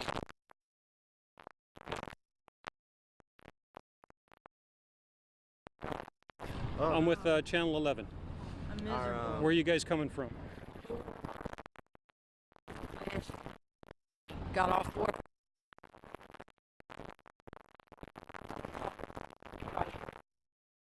It's right there. Get on the other side. It's over the top. Yeah. And we've been sitting in the car with these other headed to get somewhere. How long have you been stranded here? Since 12 last night. Since midnight last night? Yeah. And where have you been staying? You were in the car for a while until you couldn't anymore? 3 people's car flooded. So we barely made it out of my car, you know. And where have you been ever since? In that car, and the water come up and we had to go get another one. Where is home for you? Here in Dickinson? Yeah, it's right down there by Dickinson High School. And we can both tell that doesn't look very good. I've lived here 9 years. I've never seen flooding like this. Have you ever seen flooding like this along the bayou? Never. Never have seen it. Never. What's your guys' plan now, if I can ask? Do you have any idea? We need to find a way to get you guys out of the rain. Yeah.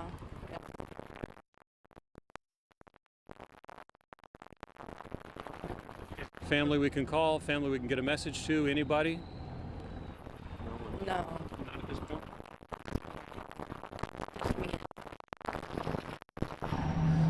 Will you guys hang tight? Galveston County Rescue. We'll see if we can hook you up with somebody at some point. Okay. I appreciate it. You guys take care. All I can say is you're not alone, as bad as that is. I know. Y'all take care. Best of luck to you. The conditions out here are simply awful, and I don't know if you can see it from where you are, Josh, but as these folks who have been trapped since midnight last night, the water is deep on this side. If we work our way over to the other side, which is looking to the west, it's even deeper. We'll be back, have more live reports for you in just a little bit. Back to you guys. All right. Kevin Reese, man, that is quite a scene there down in Dickinson. Mm-hmm. Every time we go to Kevin, there's a chopper undergoing a rescue operation. That is just in the Dickinson area.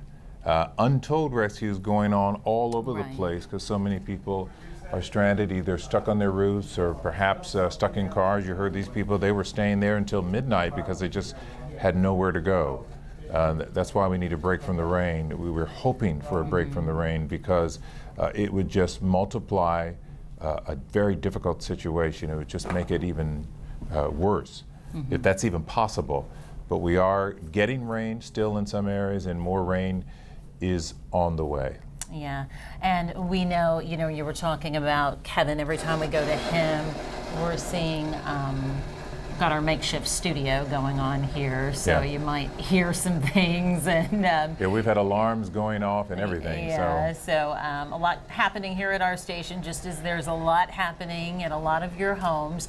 But as I was saying, when we go to Kevin, and as Len mentioned, we're watching these rescues take place from the Coast Guard, and we know that basically every resource that the city and the county, and talk about Harris County, Galveston County, all of these have available to them, they are utilizing right now. And that includes heavy trucks, dump trucks with the city. something with clearance. Yes, something, very similar to what we saw during Tropical Storm Allison back in 2001. We're also seeing boats, obviously, going into these communities that have just, tons and tons of We're water. also told in about an hour the city of Houston is going to hold a news conference. I suspect that they'll update us on maybe the number of rescues that they're dealing with, something they want the public to know at this point, how they're getting together and what areas that they're having trouble. That's going to be a lot of different places. So that comes up at 10 o'clock. We may hear from Mayor Sylvester Turner at that time. Okay, yes, and we're definitely going to be watching. Obviously we're in connection with the Office of Emergency Management.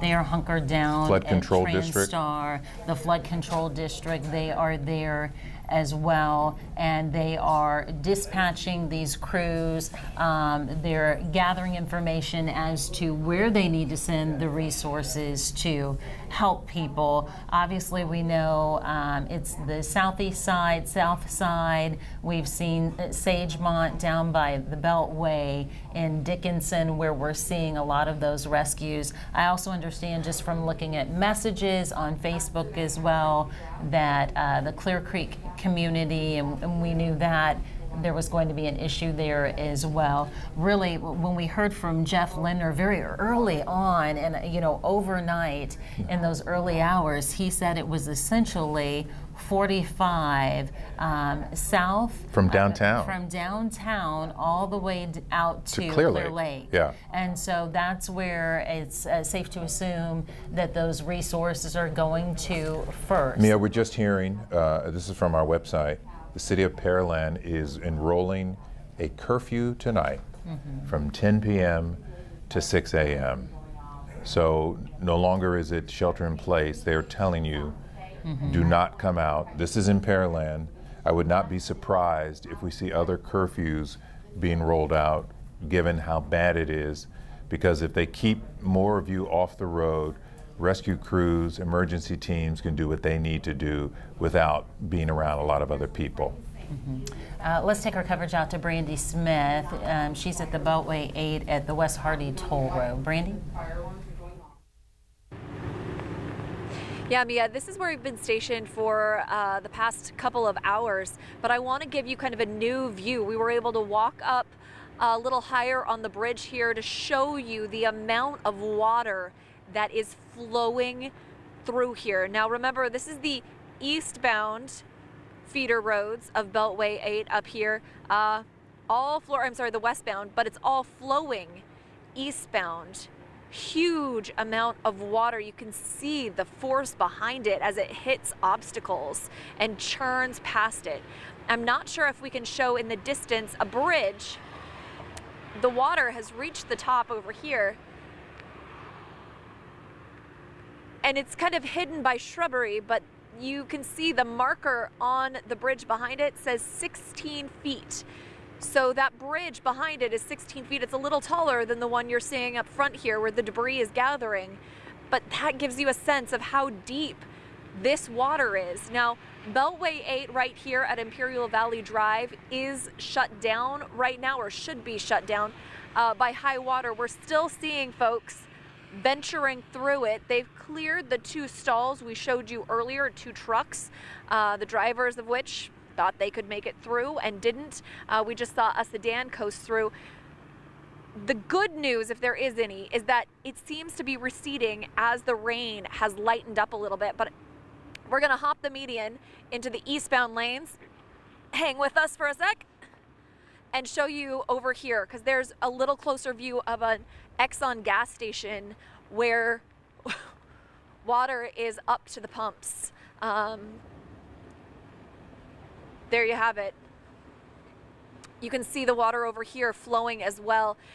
Yesterday, we were sitting in Wharton next to the Colorado River, and I was just watching that flow.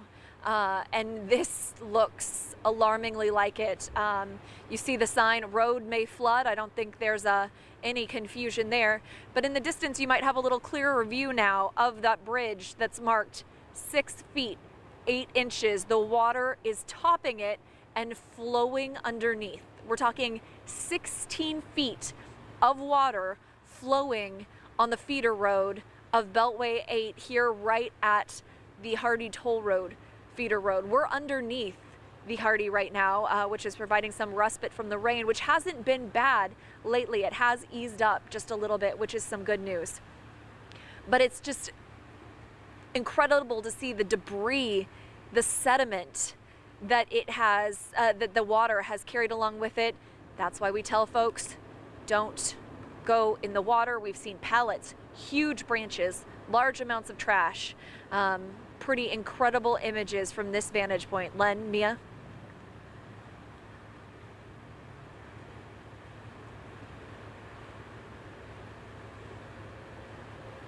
Oh, I'm sorry. We're going to stay here.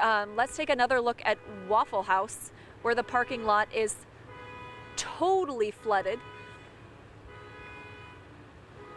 The vehicles in this parking lot of Exxon, also the water is up to about their mid-tire. Probably they were seeking higher ground. Well, that was not high enough. As I showed you just a second ago, we're up to 16 feet, 8 inches in this area. The intersection's completely shut down. Let's walk you back down here to where the high water has crossed the main lanes of Beltway 8. The reason we can tell it's receding a bit, those construction cones just a couple hours ago were underwater. They were floating. You can see some still are because of the wake of the vehicles. But I can tell you, just based on some of those cars that are getting through, the water is a lot more shallow in that left-hand lane than it was. We also saw a minute ago, it looks like they've all walked back, but there's a Hampton Inn and Suites here off to the side. Folks, looks like they were just waking up and came down with their umbrellas to assess the scene, see how high the water was, kind of check it out for themselves. It's one thing to see it on TV or see it on social media. I can tell you it's completely different to see it in person. I think you can pull back a little bit. It's not as real when you're watching it through a screen. When you're seeing it with your own eyes, it is intense. And we're really getting that feedback from viewers as well, or from drivers here as well. They've seen our coverage, and yet some of them still ventured out here thinking it couldn't possibly be as bad as we described, finding out very quickly that in some cases it's worse. So we can't emphasize enough how important it is that you stay home if you can. Yes, the rain is easing up a bit, at least in our area, but there is a lot more rain to come. This water that's there, it may be receding, but it can very quickly rise. You don't want to risk your life. This guy looks like he's just gonna blow on through. I hope not. Hope he's paying attention to the fact that now we do have law enforcement constable down here trying to indicate to people that this is not safe, trying to block it off, but yet still people are still coming through. Now, this is Beltway 8, right? This is the southern end of Greens Point. We were up along Greens Road earlier. The site of that, unforgettable scene that played out on tax day of folks evacuating their homes or their apartments in refrigerators, on air mattresses, whatever they could find to get across the water. This water is coming from Greens Bayou. It's broken its banks, flowing over, and then there's just the accumulation. We have received so much rainfall over the past 12 hours that it's overwhelming for any kind of water distribution or flood system. Mario was just giving you a view there of in the feeder road that looks more like a river than a road, several feet of water there. You can see it's up, if we look at the pillar over here, to the barrier.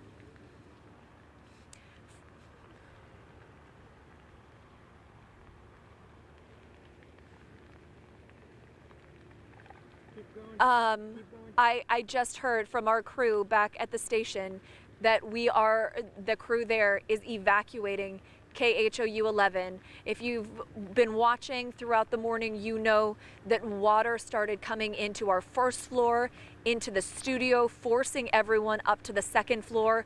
Well, now it's gotten to the point where they have to evacuate the building. So this is a really important reminder for folks, you guys out there. If water starts coming in, move to higher ground if you can, if you have that second level of your house. If not, do not go into your attic. We've been warned against telling people that because you could get trapped. If the water reaches that level, there is nowhere for you to go.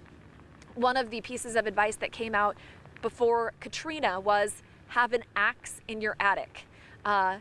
If you have an axe, you will be able to get out. Possibly a much safer bet would be just to go to the roof.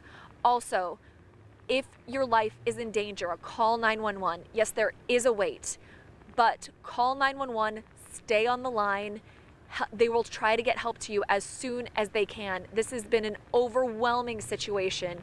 Resources are spread out all over this community trying to save folks. But if you have to get to higher ground, do it. If law enforcement officials, if emergency managers tell you to evacuate though, do it. When we were over on Greens Road a little earlier this morning before daylight, an HPD officer told us pretty frankly, we need to get out of there. Even though we were on the Greens Road bridge that goes over the Hardy Toll Road, we would not be safe because when the water came up on each end of that bridge, we would be trapped, and that water is not going to recede. We would have been stuck there for days. So please heed all of the warnings from emergency managers, whether it's get to your roof instead of your attic, whether it's to evacuate when they tell you. These guys have your safety at heart. They want to keep you safe. They want to prevent any loss of life in our community as we're dealing with what the National Weather Service calls a catastrophic and life-threatening situation. Let's walk down here a little bit so I can show you more as we get the KHOU 11 crew out of the building. It is flooded. A warning. We've tried to show you here on air. We've also tried to show you via social media what the conditions are there. But we're, heeding those warnings. We're trying to lead by example. If a situation is dangerous, get out if you can. Go up if you can. Sorry, we're hopping the median again right now. What you're looking at up there is Hardy Toll Road. We did pop up to Bush Intercontinental Airport earlier this morning, and the conditions there weren't bad. Looking at social media for the airport, it's not a ground stop. Flights are leaving, but there are a lot of cancellations, a lot of delays. So rather than leaving your home to venture out to a scheduled flight, first check your flight info, call your airline, see if it's even worth risking. We talked to a fella, he drove all the way up there. He was gonna go visit his son in Seattle, and then he found out that his flight was delayed and now he's stuck here. So it's just not worth that risk. He did make a safe call by not trying to drive through the water, but he could have avoided it all, stayed at home where it's possibly much safer and at least dry. I wanna walk you back over to the feeder roads on the westbound side. I mean, the water is still extraordinarily high, even though it has possibly receded a bit on the roads. You can see it flowing. Again, this is the westbound feeder road. it is all flowing east. It is pooling. I've said this over and over again, but this is possibly water from Green's Bayou breaking its banks. The bayou makes a little bend here, which caused some problems during the tax day flood. Water poured out there. Then, of course, as the water level rises, it breaks out at other points, and it is flowing through Greens Point, down the feeder road here at Beltway 8, down the Hardy Toll Road, because just north of here, probably a half mile, a mile, that's where Greens Road is. That's where the Arbor Court apartments are, and you no doubt remember the scene from there back on tax day when folks, like I said, were trying to get out by any means possible. When we were up there earlier, evacuees were pouring out of the apartments. You know, a lot of them have been through this before. They know it was time to get out. So they hopped on a Metro bus. By then, the conditions had gotten to the point, though, that it wasn't safe for them to take the bus back over the bridge onto the other side. So instead, HPD dive team crews outfitted folks with lifeguards or life jackets and put them in the back of a high water vehicle and towed them across what looked like an endless river. When I asked the officer where these folks were going, where he was taking them, he didn't even know. He just said, we've got to get them to someplace that is dry. His next comment was, are you guys staying? And when I said we were still debating that, he shook his head and said, you have to go.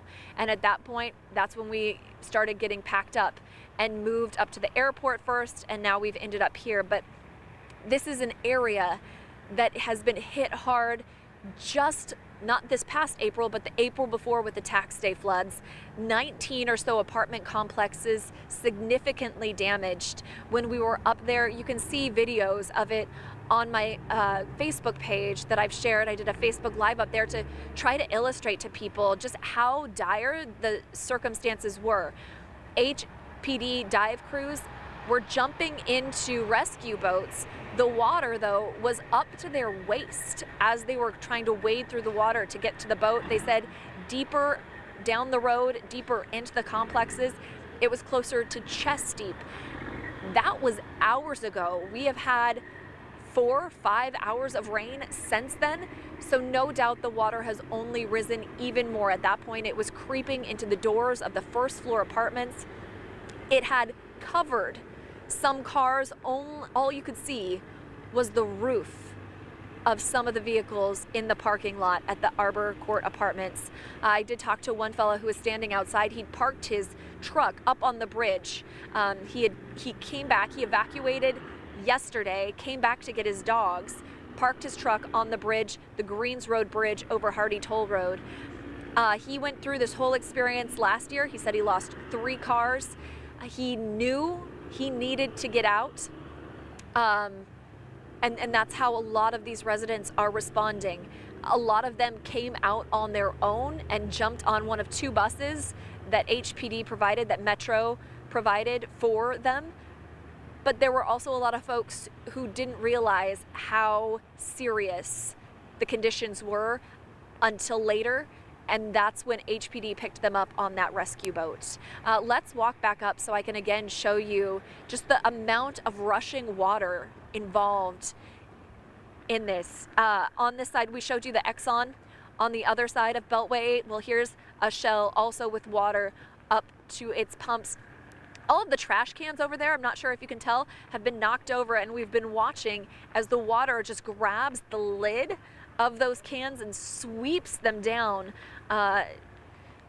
wherever this water is headed. It is just flowing eastbound and south. What has become a giant pool. I'm spotting something large and white floating down the river. We've seen the river down the road through the floods. We've seen pallets. We've seen a lot of different items. I'm not quite sure. I can't make out what that is. We were speaking to this gentleman earlier. You had a flight this morning. Yes, I had to fly in the morning for the Alice airline, but right now I have to delay about 12 hours. That's why I want to be home. That's more safety, yes. You're trying to get home. Yes, I do. But right now I'm stuck on the freeway, Bell 8 and Imperial Valley Road. That's why I don't want to take a chance, and I have to stay in away a little while, and we'll come back home. I hope everything's okay. Yeah, that's a smart decision to stay put, try to get home. How long have you lived in the Houston area? It's about an hour, 1 hour. Well, how long have you lived here? How long I live? About 1 year from California, San Jose, Silicon Valley. Okay, so this is definitely not something you've ever seen before. Yes, everything not problem before, but right now, you know, the weather very badly. That's I don't want, you know, know what's going on for my car because my car too small to go on the road right now. The water go up about the 24-inch on the Bell 8 highway from the Imperial Valley, right? Yeah. I hope sooner or later we'll be all right. Yeah, we've started to see it recede a little bit, and the rain has lightened up since we've been waiting here, but still not worth driving your car through, to be sure. Absolutely right. I hope everybody have stay home, be cool, it's much more better. Don't go on the freeway because right now a lot of raining and make a lot of trouble. And I hope everybody will be good and God bless. Thank you so much. Yeah, great advice there. If you can, stay home, stay dry, because if you get stuck out here, you can't get gas because, as you can see, the gas stations are inundated with water. So you could potentially, we just almost witnessed a wreck right here. A lot of cars are stopped. That white car you're seeing there came up over this hill really quickly. This person is bound and determined to get through that water, and almost slammed into the back of a car that was parked right here. Here they go. Dump trucks, you know, dump trucks probably can make it through. A little sedan, we will very quickly find out.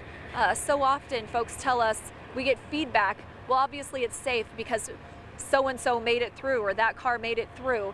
That doesn't necessarily make it a wise decision. No one knows how deep for sure that water is unless they go and stand in it. We've seen 2 trucks, 2 pickups get stalled in it already today. One got stalled, one just got stuck. So now we're gonna see how these cars do. We've got 3 dump trucks trying to make their way west on Beltway 8, and a little sedan is sandwiched in between. I can't imagine the wake generated by the tow trucks is going to help the sedan get through, but it is fairly deep there, and now we're seeing a fella just march right through the water. Again, don't do it. We've shown you some of the items that have been floating through the floodwater, not to mention all the critters, the snakes, the ants, anything else that could be in there. You know, you don't know what the water is mixing with as it makes its way here. In fact, if you can see over here as the water is pouring across landscaping, it's pulling all the dirt. We have a better vantage point from up on the hill, but you can see like just the streams of sediment and dirt mixing with the water, creating a pretty dirty mess. I want to peek back over and see that sedan made it. Well done. Possibly helped by the tow truck clearing the way a little bit. But let's go back up here. This bridge, which is about 16 feet tall, the water has now reached that level. So we're not talking a foot or 2. We're talking 16 feet of water flowing through here with such strength. You can see the rapids it's generating as it sweeps down Hardy Toll Road's feeder road here. We've seen dumpsters getting swept down. Oh, here, Mario, I want to show the trash cans that have all been knocked over. They're full of water. None of them have lids anymore because all of the lids have floated away. And Mario, you were showing folks all of the drivers who are coming through earlier. It's funny, it almost comes in waves. We'll see a wave of traffic come through here. People will stop, they'll assess the danger, they'll wait for a while. Here we have a Houston City of Public Works truck approaching. It's right over here to your right, Mario. Now we have a stream of folks trying to get through. This is what we saw a little earlier when one truck got stuck and had to be kind of bump pushed to the edge of the water. We would not advocate doing this, especially for anyone who's in a lower clearance vehicle. The water you can see on that last little pickup going through, it's high. It's high enough to get in your engine. It's high enough to stall. We don't know what all is in the water itself, which could puncture a tire. You don't know if there are nails in there. We're seeing so much coming through. Oh, we have a car trying to back up here, possibly to turn around, so we want to clear out of the way. Let's go up here. I can't stress enough, though, how important that advice the fella gave is. To stay home rather than get stuck in a situation like this. He was trying to make it to a flight right up here at Bush Intercontinental Airport, and the airport's still running. Didn't know that his flight was going to get delayed, so now he's trying to make it home, and it'll probably be a while before he does. Here, this is a much better illustration of what I was talking about earlier with the sediment. You can see where the clearer water, it all has debris and sediment in it, mixes with the dirt, and it really starts to look more like, say, the Colorado River that I was watching yesterday. Just it seems like an endless flow of water coming from Greens Bayou, which runs right over here. Oh, in the distance, I can't even tell what that may have been, if it was a parking lot or what it was. But I mean, everything is full of water. Any cars that were here, you can see a couple next to the Shell station. There's water creeping up into the engine of one, up to the back tires of the other. And as long as this rain keeps coming, as long as the water level keeps rising, those vehicles are not safe. Jack in the Box over here appears to be on kind of an island unto itself. And the Hampton Inn and Suites next door is also a little higher. So far they're out of any kind of threat. But again, this rain isn't stopping, and it's not going to stop for at least a couple of days. So the water is likely only going to keep rising. We're gonna see more situations like this. Just stay home, hunker down, don't venture out on the roads. This is everything else, but I'm sure there are even some spots up there that are a little dicey. So please, folks, you've heard us say it time and time again, turn around, don't drown. It's something you're gonna see on flashing text dot warning signs all over town as well. Oh, we have a car coming eastbound. The water looks like it's almost up to the headlights over there. But they passed. They made it through to the other side. Wherever you think you need to be right now that is so important that you jump in your car and drive through water that deep, it's not.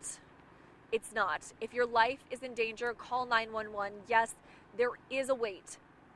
There are a lot of situations across the city that are requiring the attention of emergency responders right now. So there is a wait on 911 if you call, but that is your best bet to get help if you need it. Do not venture out in your car on the roads. If water starts coming into your home, you need to go to a higher level if you have that second level, or up to your roof. Do not go in the attic. You could get trapped there. I know we've been repeating this over and over again, but I know a lot of folks maybe just waking up this morning, slept in on a Sunday, and are waking up to catastrophic images all across the city of Houston. So please, folks, if you are just waking up, if you are just seeing this, I want to update you on what's been happening at KHOU first.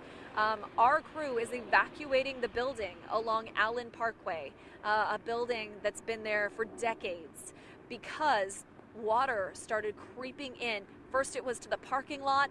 That's manageable. There are floodgates. We put up sandbags. Then the water started creeping in to the first level of the building.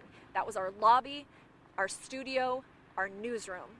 So everyone who was still in the building moved upstairs, but even that became unsafe, and now they are evacuating the building. We are still trying to stay on air, trying to bring you coverage of what the National Weather Service calls catastrophic and life-threatening situations all over the city of Houston. You've heard from reporters down near Dickinson, the bayou there, rescue helicopters swooping in to pull people out. You've heard from other reporters who are stalled all along roadways here, just with a lot of other drivers who are just trying to find, the higher ground they can ride this out. The problem is, like we learned over on Greens Road, this isn't a situation that's going to resolve itself very quickly, unlike the tax day floods, unlike the Memorial Day flood.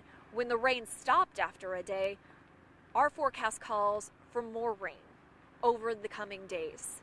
So we won't give the bayous a break. They are going to continue to fill up over the coming days.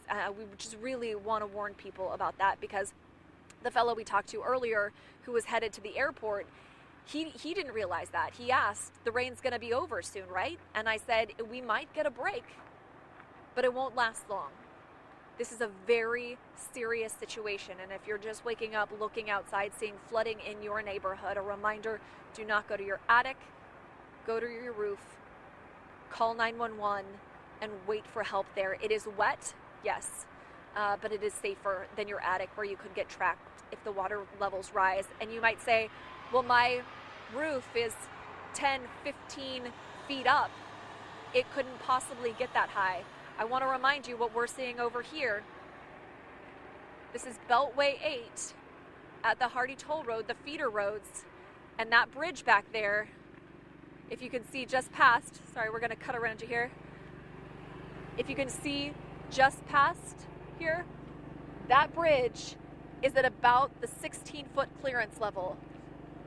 The water has reached that point and is trying to push through. It has incredible force. You do not want to walk in the water because of all the possible things that are in it. You also don't want to walk in because you don't know how strong that current is. Look at how it's wrapping around the stoplights, the signs, how debris is accumulating on the fence here. And the water is just sweeping more and more. I mean, it's not going down here. This is all coming from deeper into the Greens Point area hit hard by those tax day floods. When we were up on Greens Road, we were right there at Greens Road when it crosses the Hardy Toll Road, and you couldn't see the end of the water. It was just going for as far as the eye could see. Rescue crews didn't even know where to take folks, where it could be dry. They were just going to drive in their high water vehicle until they found a place. There are shelters up here where they are taking folks. Talking to Chief Art Acevedo earlier today, he said, and this was at maybe 5 a.m., he said there had been hundreds of rescues all over the city. We know just in the block we were standing, there had been about 28 overnight. Those were the rescues HPD's dive team had to make on their rescue boats, driving apartment to apartment to people who flagged them down. A lot of other people knew this was coming. They'd heard the forecast. They saw the conditions getting worse.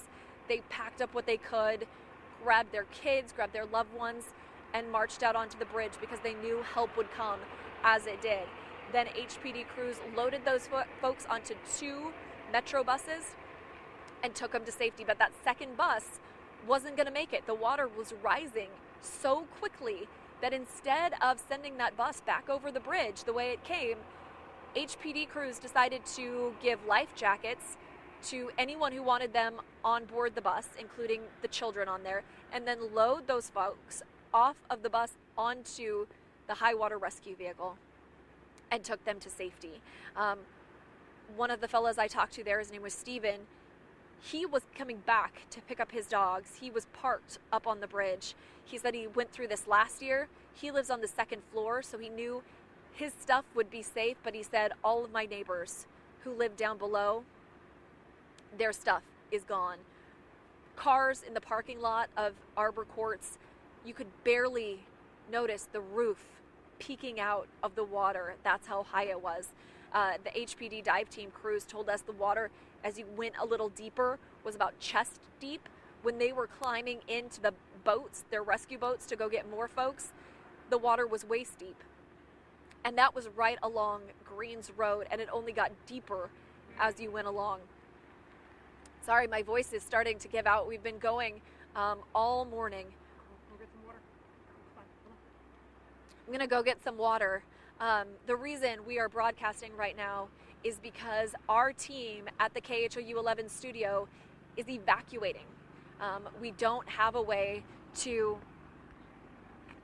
switch between different crews right now, so I apologize. A lot of talking out here. Folks are trying to pass this stretch of Beltway 8. I'll have Mario kind of show you the scene for a sec while I get a quick drink of water.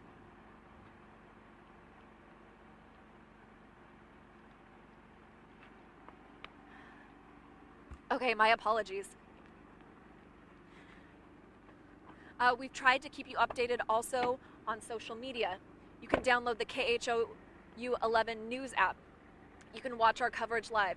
You can follow us on Facebook, on Twitter. Our reporters are spread out all over the city, and they're bringing you conditions in those locations. Quite a few folks in Southeast, which we know has been hit particularly hard, but I would encourage you to hop onto social media if you can. If you have your phone handy, you're going to get updates from all over the city. Right now, we are on Beltway 8 near Imperial Valley, the southern end of kind of the Greens Point community. I think I mentioned this hours ago, but I did a story on the year anniversary of the tax day floods to kind of look at what has changed since that historic flooding. And there were a couple of things. They'd shored up some of the walls of Greens Bayou. Also, there were 2 detention ponds, big detention ponds under construction that would be able to take some of this water. They weren't scheduled to be complete though until next year. So they may have taken on some water in this case. Clearly they can't handle all of it. And really, with as much water as we've had, as much rain has fallen in Houston over the past 12 hours, it'd be hard for any water management system, any bayou system to cope.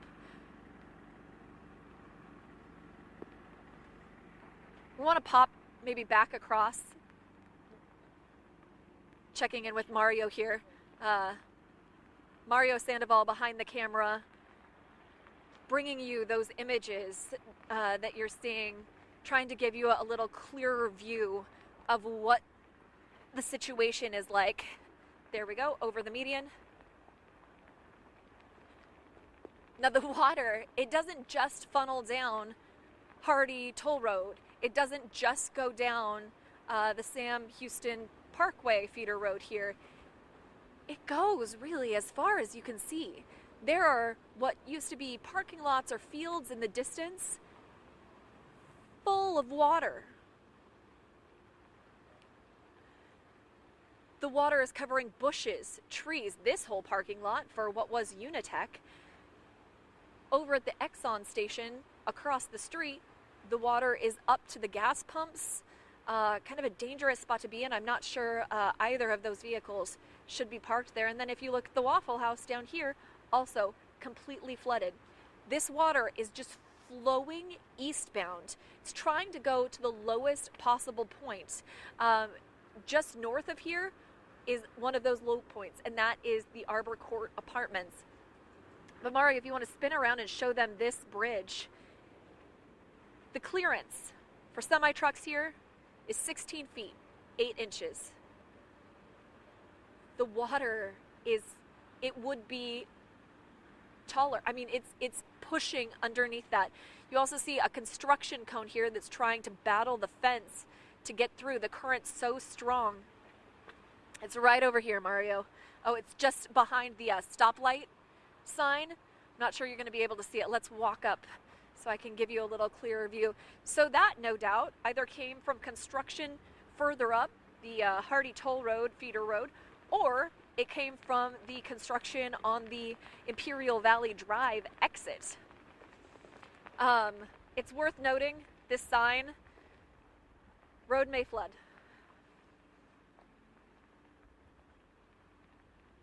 Indeed it may.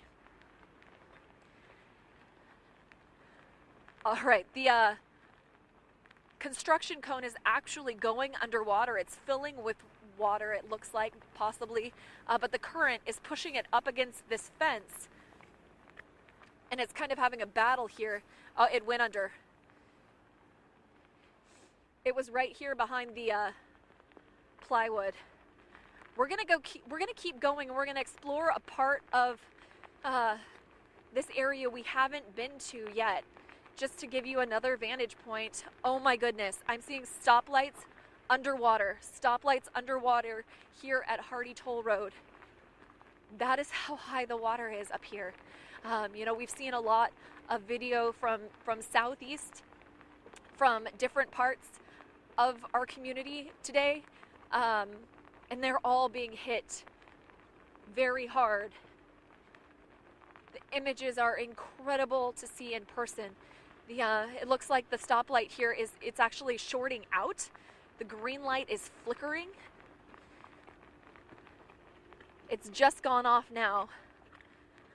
But the water is reaching the Hardy Toll Road sign, very close to overtaking it.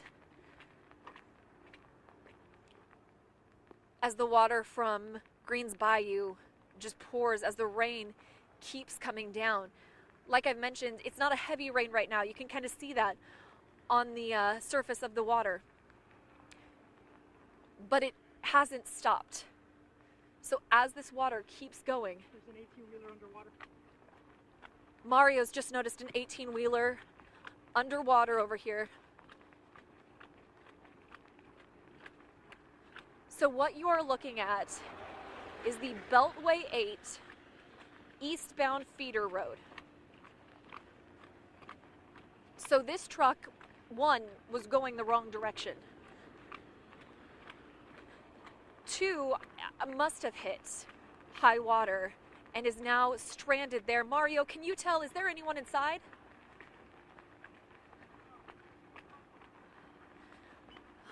Goodness. So over here, the water also creeping up to the stoplights. The lights are going on this truck. The windshield wipers are going. As we get a little closer, it does look like there is someone inside. There's movement inside of this truck. But what they can do. I've lost, I'm sorry, just a moment.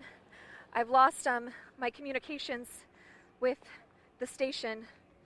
I'm trying to get reconnected really quickly. If they can come back to us, I'm not sure that they'll be able to for a while. Because our crews have evacuated the building along Allen Parkway. Okay, Maro, you're hearing from folks back at the station? What are they telling us? There's 2 feet of water in the station. 2 feet of water in the station. And they are evacuating the building right now. Those are the kind of circumstances we're dealing with. Catastrophic, dire, life-threatening. Do not take any chances. If your life is in danger, only if your life is in danger, please call 911. If there's water creeping into your house, or water creeping into your house, that's not worthy of a 911 call at this point. Only if your life is threatened.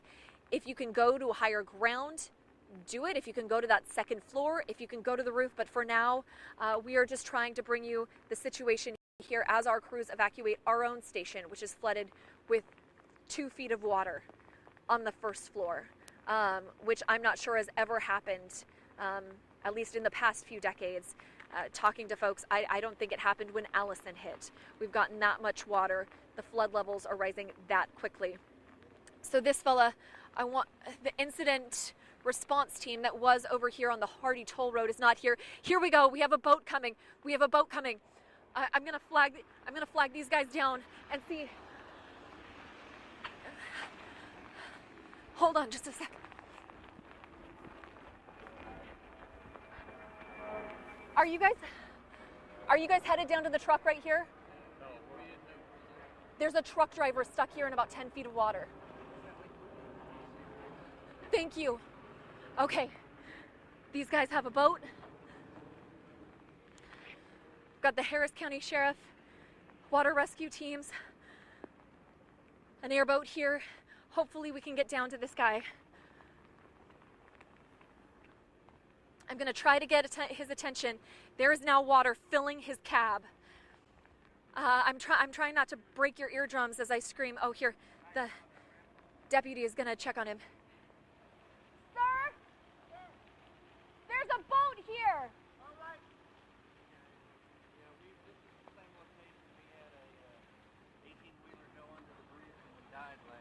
Same place, except it was on the other side of the freeway. Can you say that for me one more time? What happened here last year? Same location, 18-wheeler. He didn't know it was as deep as it was, but it was on the flip side of the freeway, and we had to go dive for him because he passed away and went underwater. So. Okay, well, I'll let you guys get to it because try and put in. The hard part is just trying to find a location to put in it. Once I get in there, I'll be okay. Okay, thank you so much. That is a really amazing end result to what could have been a deadly situation, which was a deadly situation here just a year ago. If you heard the deputy speak about a semi-truck that was driving the other way, got stuck, didn't realize how deep the water is. I can't tell you how many times we've repeated that today.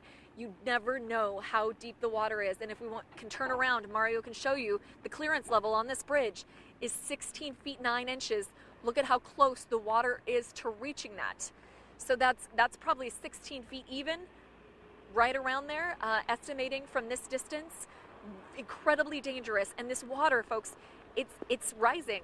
I don't know, Mario, if you can zoom in on the cab here, and you can see water filling it, flowing in there. All of those items in that truck right now are floating because of the amount of water that's pouring into the truck, into the cab. The driver's on the other side. We've got the boat coming down. It looks like it's gonna put in right down here at the exit for Aldine Westfield, which is now a boat ramp. This is no longer a freeway exit. It's a boat ramp for rescue crews. Hopefully they can get to him. It looks like he's okay for now. I think he's hanging on the edge of the window on the other side, sitting there waiting it out. But what could have been it could have been a deadly situation. This fellow could have ended up like the driver last year who lost his life at this intersection of Beltway 8 and Hardy Toll Road.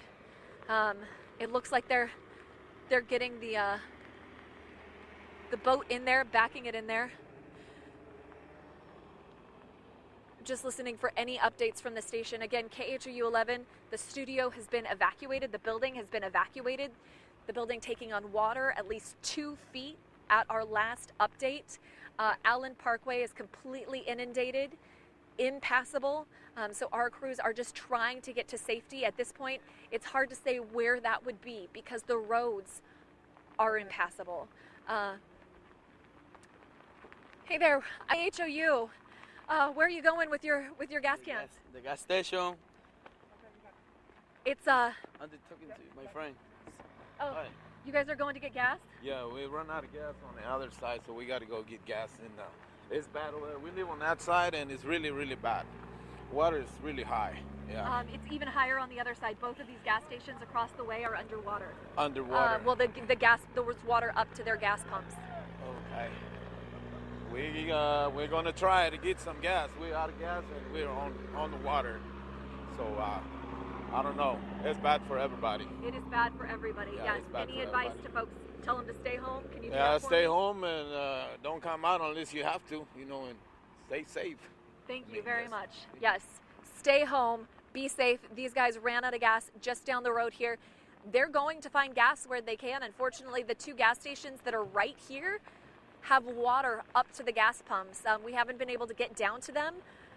but we know that it's not going to be a safe situation, and those pumps are likely turned off, the emergency switch off, activated.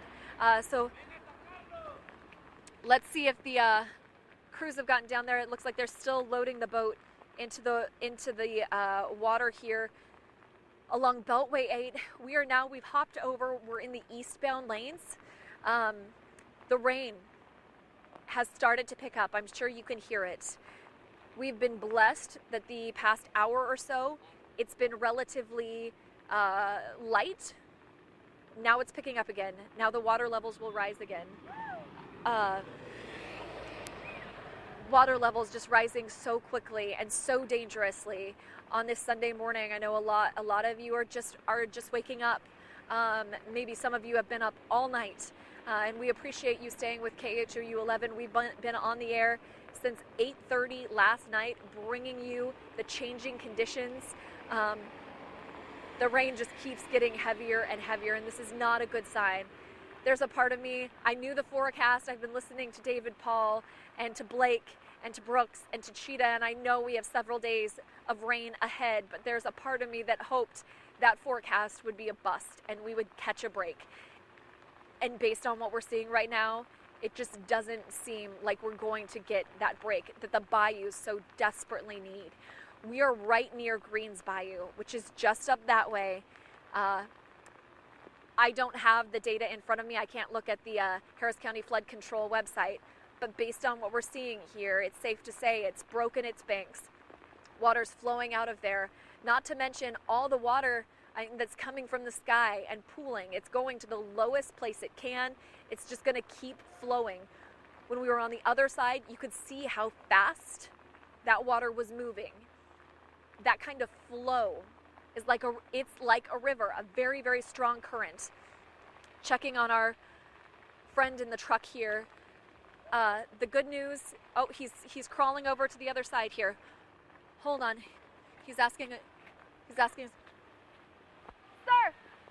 they're putting the boat in just now. They're on their way. I cannot imagine how terrifying it would be to be stuck right there, right now. Put yourself in that place. Your car is filling with water. Help is on the way. He is incredibly lucky. There is help on the way. But that's only because I flagged down the incident response team, or the Harris County Sheriff's Office. They weren't headed here. They didn't know he was down here. Now they're efforting getting the boat into the water, wondering if they're going to have to back up a little more.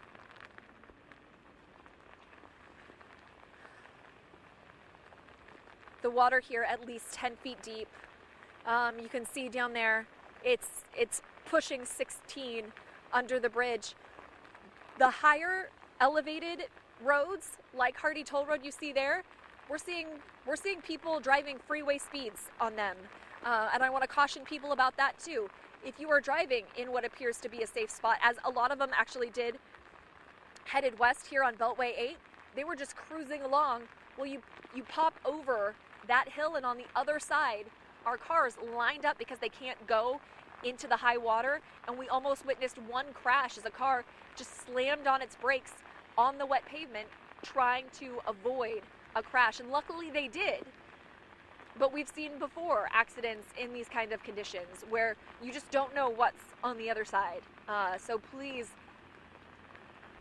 one, don't go out. Do not drive the roads. You see what they are like. You see some of the dangers they pose right now. If for whatever reason you think it is a good idea to venture out, drive cautiously, drive carefully. Do not drive into that high water. If you are at home and you're